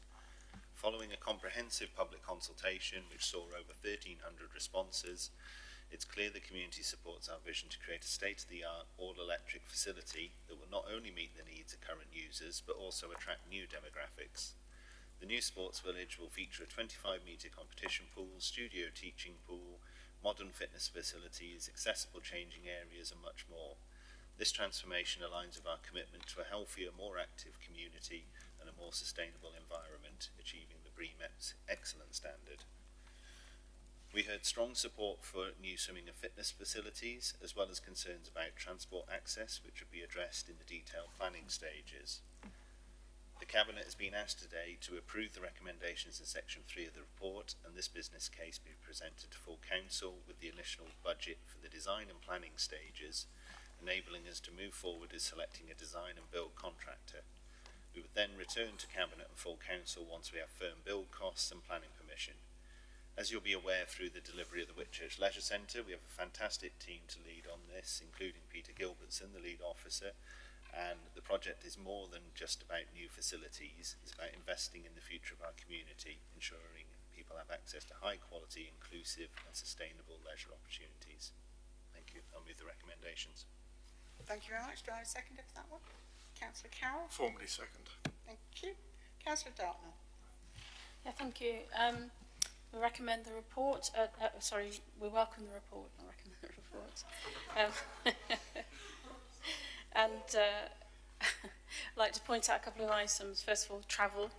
The report recognises, it says two things. First of all, that it recognises that there's a need for improved transport, and a transport plan will need to be written in terms of the going forward with the plan. But it also later says that their recycling and bus services, there aren't really. They're very poor, and I think that we must take that on board. So that diversity in transport modes to get to this pool, I think, is absolutely essential. It should be good. It's a good place to get to if we can provide that sort of bus service and real cycling, safe cycling, and walking facilities. Improvement of accessibility is also noted as well in the report, and I think that's vital to this. I commend the portfolio holder and officers and welcome the approach towards the BREEAM standards, the facility's lifetime carbon emissions as a sort of deciding factor for the additional facilities. And it's great news that we propose zero carbon operation, of course. I must say the words quarry pool. I'd be lacking in my duty if I didn't. The central location, while I know it's nothing to do with this report and it's a separate item, I just have to say the central location is popular and essential for leisure and swimming for young families, among many other groups. And I note that the Riverside development, for example, will bring more town centre residential users, so more demand. So the Labour Group is supportive of the plans. It's welcomed by the local community, as we see from the local members' comments. However, we have to raise a flag and say, finance. We note there are several streams noted, including substantial new borrowing. Is it provided for in any way in the MTFS, or is it to be fully added? Do we have, for example, money set aside for the 2 million to get it to outline business case? should we be postponing until we have external funding? And if we don't do that, do we risk escalating costs and another risky front-loaded project? Thank you, Councillor Dartnell. I'm going to allow Councillor Dean to come in and then Councillor Evans. And then Rob and I might do a bit of a double hatter on this one, I think. Councillor Dean. Thank you very much. I echo many of those comments. I welcome this report, welcome these plans. Echo the comments, though, about the quarry pool being an essential part of the offer for Shrewsbury, but this is clearly about Shrewsbury and it's about Shropshire and it's about North Shrewsbury in particular, and I think that's really valuable, but clearly requires a really good travel plan to go with it and really good public transport links, which hopefully we will see once a proposal is put forward. Just one specific thing. So as I understand from the wording suggests that there is a commitment to any new development on the site being zero carbon. Surely this is an opportunity to turn the whole sports facility, the whole complex, into a zero carbon facility, as Lancaster have done with Salt Air, as other places have done, to convert the rest of the place as well. One opportunity, for example, would be to put, as well as PV on the building, to put a PV canopy across the car park to produce yet more clean energy, so that we can convert the whole site to zero carbon, which we need to do if we're going to meet our commitments. Thank you. Councillor Evans. Thank you, Chairman. Shropshire, Shrewsbury needs a new swimming pool, a modern pool which can meet the demands of today. Whether it should be at Sundawn or not, that is the major question. But I would not want to delay it. We need to go ahead and design a pool. But I note that when you look through the consultation, it says here on the major themes, transport and travel access was a key issue. That is a key issue. How do you access it? If you look at the movement strategy, which is now a material consideration, which is supposed to be reducing the use of the car, we need to reduce the car, and it's a travel plan and easy access from all parts of the county to the swimming pool, and that is how it will succeed. Just say yes to the swimming pool, but should it be there or should it be in Shrewsbury? That is a major question, and that wasn't questioned in this survey. It was the quarry or Sundawn. We've got a major development down by the riverside. It would be very good if it was there. Environmentally, economically, would answer all those questions. Shrewsbury is the communications hub and everything there. If you want to get to the swimming pool from outside of Shrewsbury, 2 bus journeys or it'll be a car. And that is going to be a major disadvantage of it if it goes to Sundawn. So, yes, we are where we are, need to go ahead, but we are spending money doing a planning application before we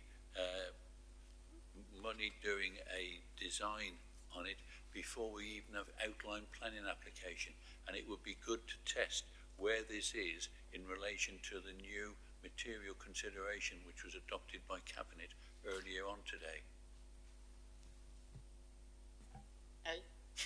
What material consideration? Strategy. The movement strategy is a material consideration now, and everything that's included in it. Okay, so Rob's frantically typing so he knows what questions to answer. Rosemary, your questions around the funding side of it, I'll allow Gwilym and James to come in on, because I know we've had these discussions about the borrowing side of it, and it comes back to the Treasury strategy actually from earlier on. One of the reasons why this facility is actually at Sundawn is, as I think a couple of you have already mentioned, is about access. Because actually, if you talk to many of the users of the facility, especially in terms of the pool itself, the quarry is the most inaccessible place to get to. I'm not even going to look at the lady sitting behind us, Jean, who is from the Swimming Association, but a certain member of the Swimming Association did message me once and say if that goes back into the Shrewsbury quarry area, it will be a complete disaster. Simple things. Coaches. Many competitions, people come in by coach. The the coaches actually cannot get to the quarry. They have to park up on town walls. There are all sorts of reasons. And the one thing I do want to just address actually is I've had a significant number over the years, because don't forget this was in my portfolio, then Cecilia's and now Rob's. I've had a significant number of people say to me, but what about the town centre people who use it? What I would say to you is, what about all those people in North Shrewsbury, actually, who really need to be able to access it, that currently can't? It is, as Rosemary pointed out, as actually I think Rob said right at the beginning, there are transport issues. One of the reasons why actually that is a good site for that pool and the facility itself is because actually there are cycle routes off-road in some cases. Wow, Shrewsbury's actually got segregated cycle paths, and actually where are they? They're leading up to the sports village. We know, Ian and I have discussed this with Cabinet, that we have to look at improving the transport, but that's not just about the pool, that's about Shrewsbury in general. And I meant what I said about it not just being the hub, but about looking at the spokes. You keep coming back to this issue about the quarry. The quarry is not the right place and never has been for the competition pool. This gives us the opportunity, as was said earlier by our public speaker and also by Rob in his introduction, to have a first-class facility. We should frankly be embarrassed that we're not able to host our own competitions in Shropshire. We must be able to host those competitions. Look at what the tennis competitions are doing for the Shrewsbury Club. That area of town is can be a sporting hub, and we should get behind this and get it built, because I tell you now, my biggest fear is that the quarry will fall over before this is finished, and that will be a complete disaster. Rob? Yeah, I think just picking up those points, I mean, you talk about the transport and the travel access, although in the sort of terms of that's some unsolvable problem in some regards, and in others it's quite positive. The whole point of this is it sets out that will be a planning issue for this. There is something that needs to be addressed, and we need to find a solution for it. So what I'm actually hoping is that turns into a positive of it does improve access to that part of town for others and so on. I take the point about the coaches, and I take the point about if you're talking about competitions, you will still get cars, but they won't be coming into town at that point. I think that's the other part of this, part of supporting the strategy you're talking about for the town centre, is part of these plans are about providing that adequate parking to necessitate those. So it sort of helps with that. I think in terms of should we wait until there's external funding, I think you'll see from the Sport England response at the moment, that's not forthcoming. I've not seen anything from the government that looks like they're suddenly going to give Sport England a pot of money as well. It's very much the mood music is around, you have to continue as you are, I think, at this point. So I think to wait for the external funding and thing, I would love, if we thought there was a realistic, that's suddenly around the corner, I'm sure James and Gwilym would quite happily say, we can look for that and so on. So I think from that point of view, I do take the point about it's an ask at the moment, but you'll see from the report it's about reducing those ongoing running costs and so on in the future. I think in terms of the conversion of existing facilities, I mean, I've probably got the person sitting at the back who can answer all the questions about the other bits. I think it's enough of a challenge trying to provide these at this moment within what we're working with, within what we can borrow and the other bits and so on. I'm not saying that I don't think you'd have any sort of thing from estates or anybody else, if there's a different way to invest, to save, to reduce revenue costs and so on, that it wouldn't be looked at this point. But for this makes this scheme work. It's there and it's ready to go. I was a bit confused, Roger, when you said it should be in Shrewsbury. It will be in Shrewsbury. It's just a different part of Shrewsbury. I think my only thing was, you said, should we be spending money on it before we've got planning permission? But this first bit is to secure that planning permission, to answer the questions and get that access and the rest of it.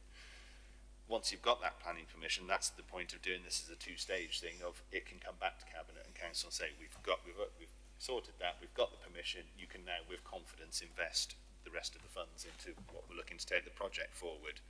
But I think you should have some confidence in what we've done with Whitchurch and others of, we know what the what the process is. We're used to looking at it. We've talked about in the report we're going to use the same sort of framework that we're using now for the delivery of Whitchurch, which is well established. And I think if the Whitchurch members were here, they'd say that they've been well involved with that. It's been a good contractor and that it's delivering for their community. So I think from those points of view, but I do take the point, and the quarry, we've said that will be subject to a different part of this, and we will come to that, and we've set out previously sort of our approach to that. So, yeah. Rob, I know Councillor Motley wanted to say a few words. Would you mind, Rob, if I just chip in? As I was in on the start of this whole potential development at Sundall, and I think that the reason that we even entertained this was because we were very conscious of the fact that Shrewsbury lacked a competition pool. This was deemed to be really quite a deficit in Shrewsbury's offer. And one of the reasons why Sundall was an attractive place to put it was twofold. First of all, because, as the leader has said, it's easy to get the coaches in, and we were very keen at the time to attract users of the pool, swimming clubs, schools, etc., from outside the county. And it would be extremely hard to do that at the quarry.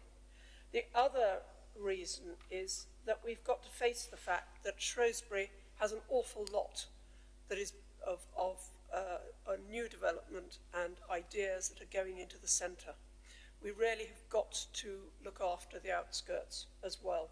And Sundall is a place which we felt very much could benefit from a lift, a financial lift through developing this pool. The other thing that could do with a lift is actually the sports village itself.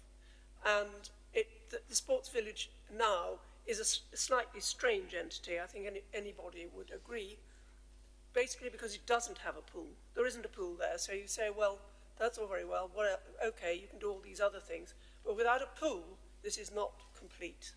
So, to be honest, the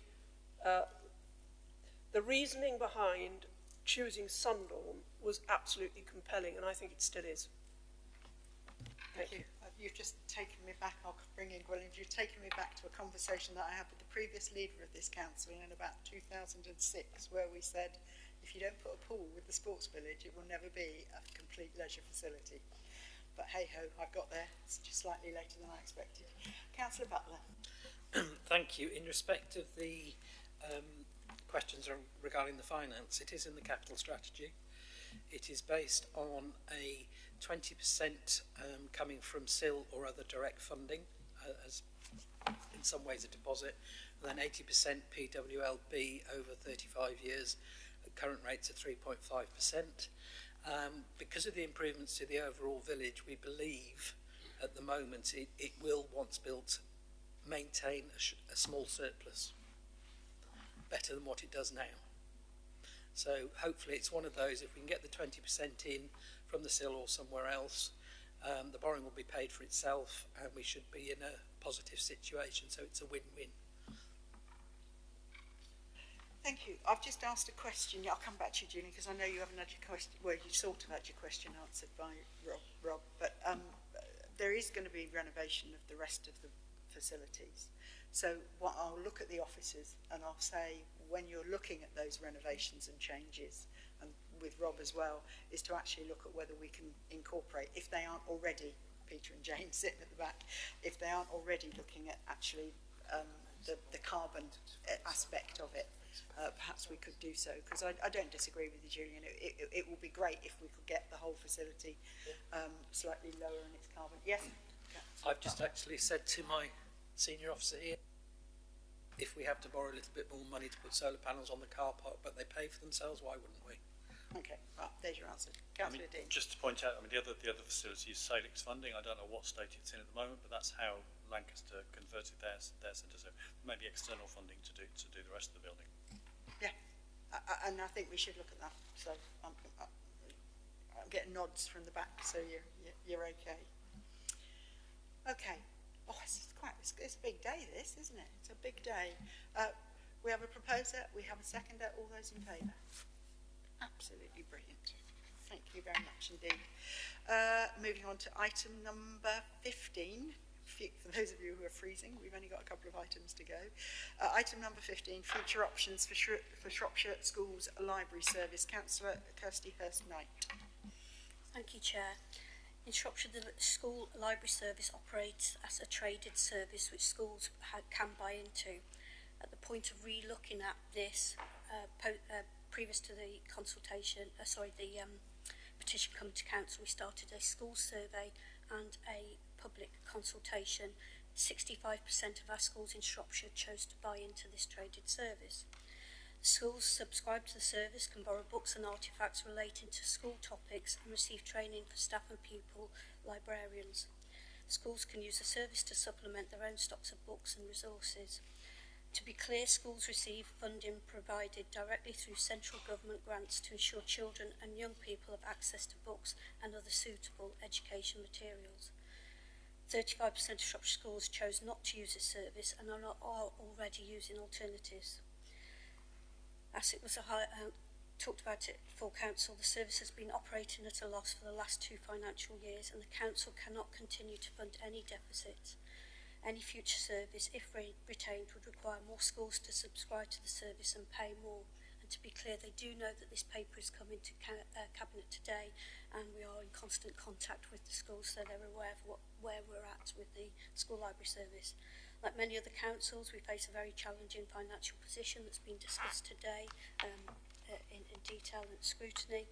And many councils have made the decision to close their school library service, and this is something that we don't want to do, but we have to be acutely aware of finances.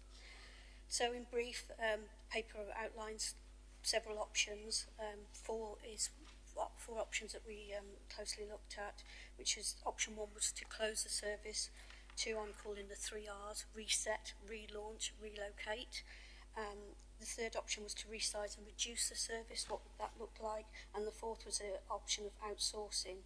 Obviously, with the recommendations, you can see that I'd like Cabinet to approve the second of those choices, which is to reset, relaunch and relocate. I want to thank Sarah, who is instrumental in the changes of this. She heads up our music service for Shropshire, and you know how much that has changed, and the buy-in from schools, it's been quite revolutionary. She's worked incredibly hard with David, who's here today, and the library service themselves at looking at how they can make a change that is beneficial to schools and how we can turn that and increase that percentage so children are still receiving the artefacts and schools are buying into the service.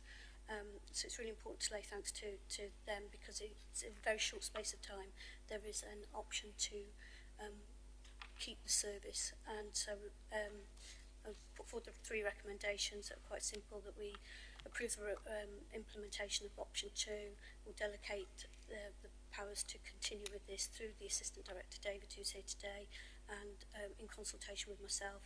And 3, please schools buy in. You want this service to continue and we will monitor that.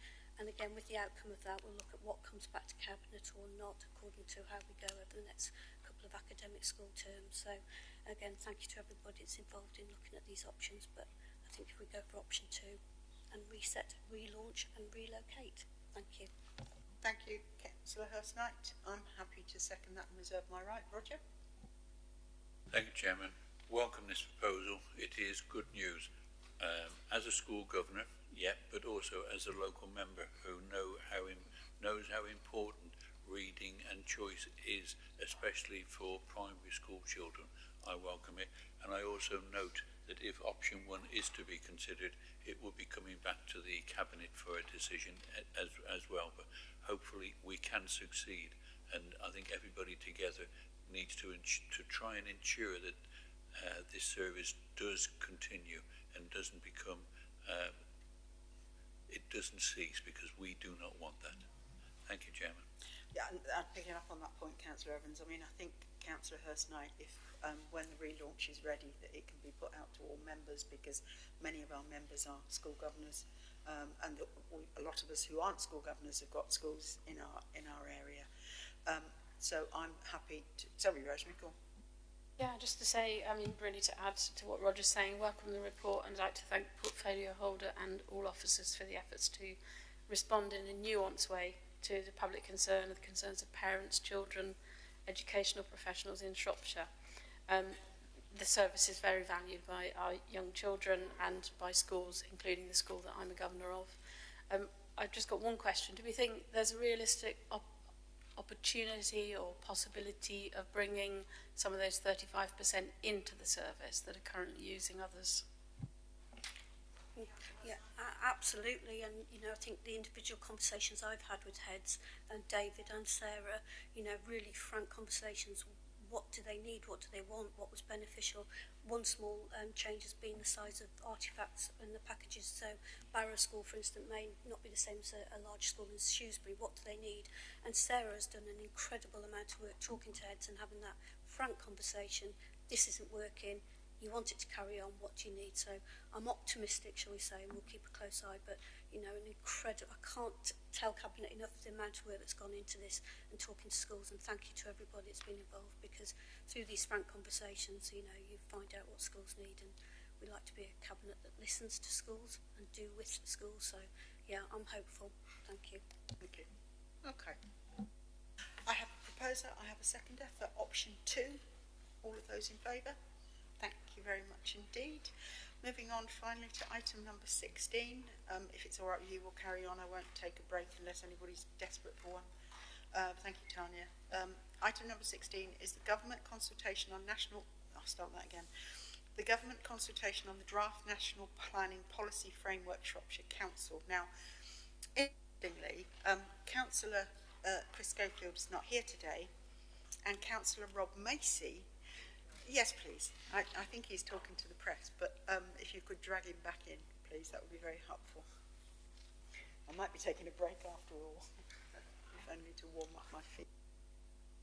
Maybe. It's one of those interesting moments, Councillor Macy, where I looked up and thought, oh dear.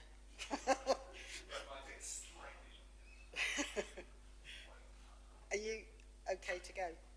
Okay, so item number 16 is the government consultation on the draft National Planning Policy Framework.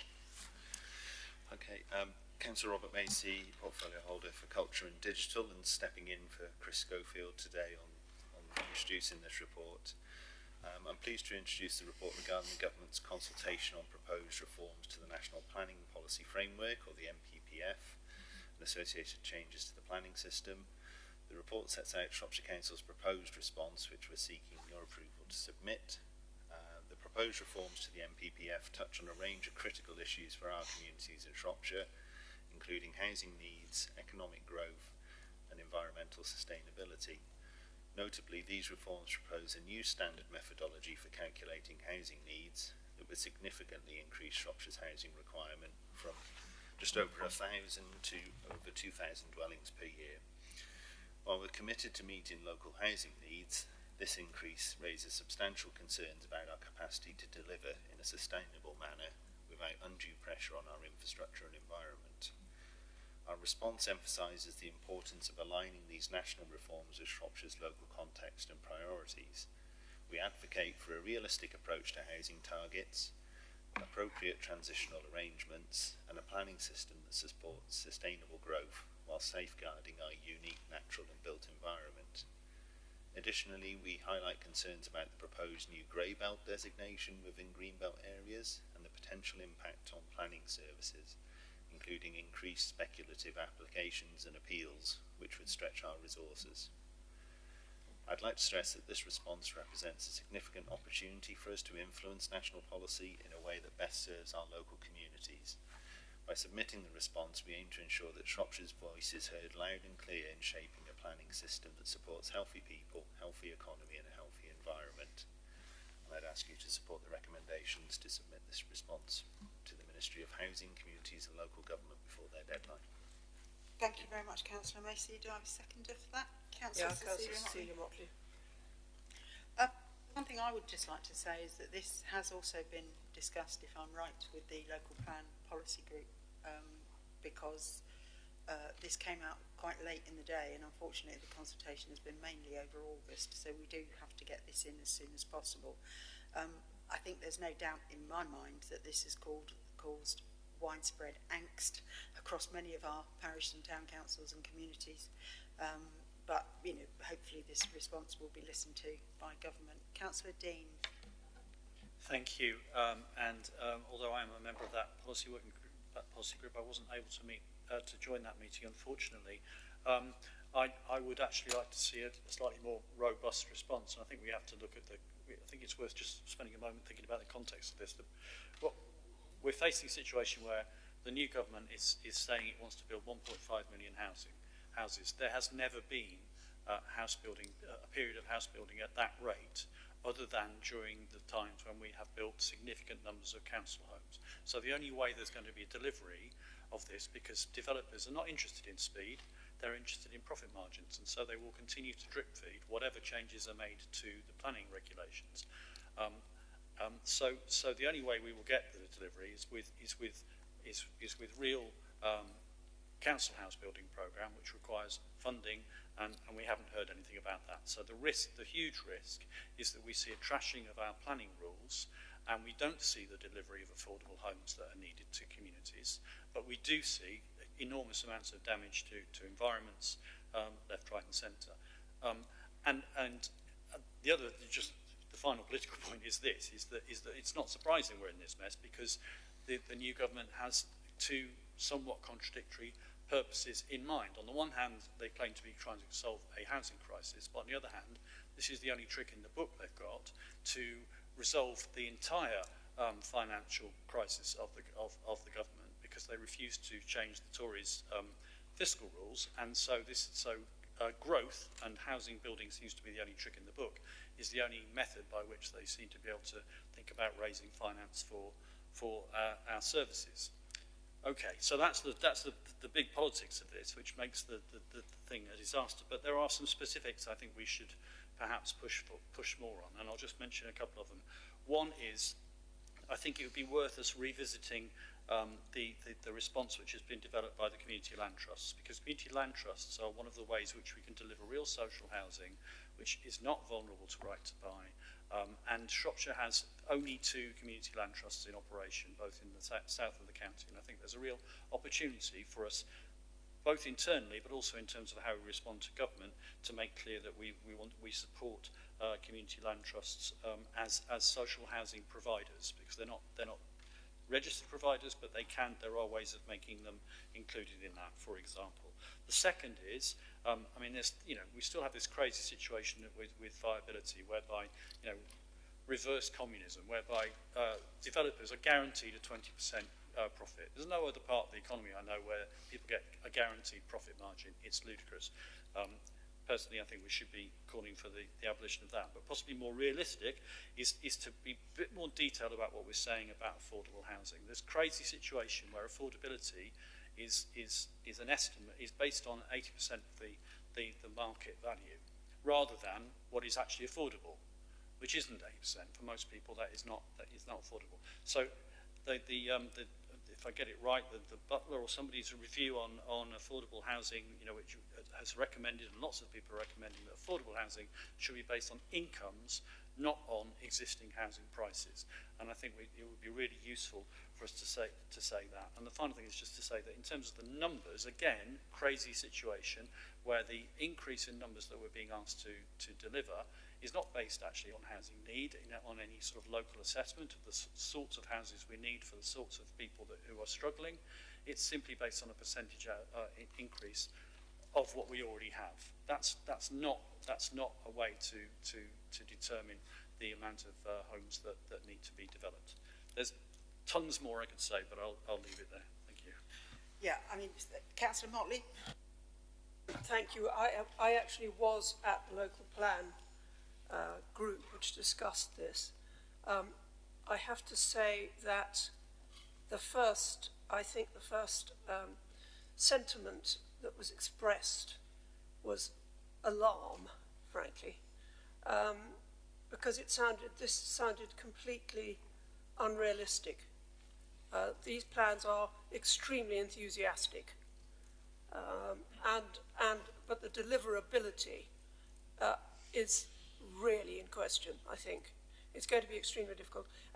One of the things that none of us could quite understand was why rural areas were being expected to deliver 70% of new housing as opposed to some derisory figure for the urban areas. I think it was 5.6%.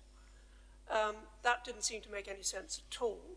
From the point of view of Shropshire, the doubling of housing numbers year on year also didn't make sense. And the emphasis on affordability, whilst welcome in one respect, particularly when it came to development on the green belt, the penalty for which should be 50% affordable housing, that didn't make sense either, because as we all know, and I think you, Leader, have pointed this out loud and clear, we've had extreme difficulty managing to achieve 10% affordability after a lot of haggling with developers over many years. So that, in my view, is totally unrealistic. I think the other problem about this is that it is really also unrealistic to expect rural areas to provide sufficient infrastructure for such a large amount of houses. As we all know, infrastructure is a problem all around the country, but in the rural areas it's much worse than it is elsewhere. I understand that when they talk about rural, the intention is more around more development, donutting the market towns. Nevertheless, that still needs a lot of infrastructure. Where's it going to come from? You know, what device are they going to use in order to put it in? So I have to say that I hear what Julian says about the response from our planners, but I must say I felt that they were very sensible. They actually, I feel that this is essentially a very sensible response from Eddie West and his team. One of the things that I think we will have to fight for is the issue of the fact that in Shropshire in particular, our landscape is terribly important to us because that brings in an awful lot of people to visit Shropshire. If we overdo development such that we actually diminish the attraction of our landscape, then I think that would be a serious mistake. Because once we've done it, we can't reverse it. I think also that one of the things that is alarming our planners is the reintroduction of the 5-year land supply, because we all know what an absolute disaster we had some years ago when we were drawing up our new local plan, our original local plan, when we failed in the 5-year land supply and Shifnal got covered in houses in a remarkably short time. It was speculative development, absolutely going wild. Now, the circumstances may not be quite so dire now because developers are going to have to stretch themselves very thinly over a very wide area around the country. Even so, I think there are some very unwise additions in this new iteration from the new government. The one, I suppose, cheerful thing we can say is that we are still able to proceed with our local plan. And the local plan is going forward to examination. We will be able to actually push that through by the spring of next year. And I think that will leave us in a much better position because we will then be able to make a strong argument for actually looking at and then revising the allocations that were going to be made by the government. Because at the moment it just seems to me to be totally a paper exercise and they haven't really understood it or looked at it carefully enough. So all in all, this is not good news for us, but if we can persuade the government to give us some leeway and to take our advice on these things, I think we might do all right.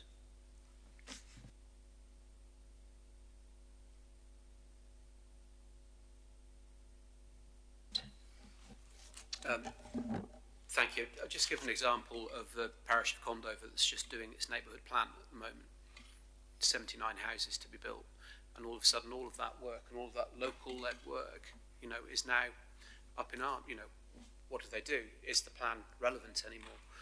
And I also think there's a fundamental contradiction between the position of the Labour group and the Labour MP and what we want to do in Shrewsbury. Because if you want to put another extra 1,000 houses per year into this house, where is the infrastructure to do it? You know, I know people might think of a one-trick pony, keep banging on about the North West Relief Road, but you know, those sort of things are absolutely fundamental to help deliver these extra houses that they want to do. And I think the Labour group have got a real job here in persuading to help us improve our infrastructure to help deliver these housing targets. Yeah, I agree. And I think Councillor Motley's point about what the consultation considers to be rural is very much around, well, the market towns, they've got infrastructure. Well, we know, I think it's Whitchurch that doesn't have the capacity in either power or sewerage. You know, we've got major issues across the county, and we're not alone in this either. I think pretty much every rural council, regardless of colour, has looked at this in fear. My biggest issue actually is that 5-year land supply, because let's be honest, if you say about developers spreading themselves very thin, Councillor Motley, but if you're going to be given an option of building in leafy Shropshire, as they see it, or in leafy Birmingham, where's your profit margins? And the affordable housing thing, Councillor Dean, you know that I am permanently annoyed at the fact that we struggle to even get 10% of affordables. I agree with you. I think they should look at removing that profit cap. Nobody else gets it. It's absolutely ridiculous. However, the conversation that we've had with both through the local plan group, and I'm actually really sorry you weren't there, Julian, but the conversation that we had through the local plan group and we've had recently with the planning policy team, I think we have gone for what I would say a firm, perhaps not as robust as Councillor Dean would like, but a firm response.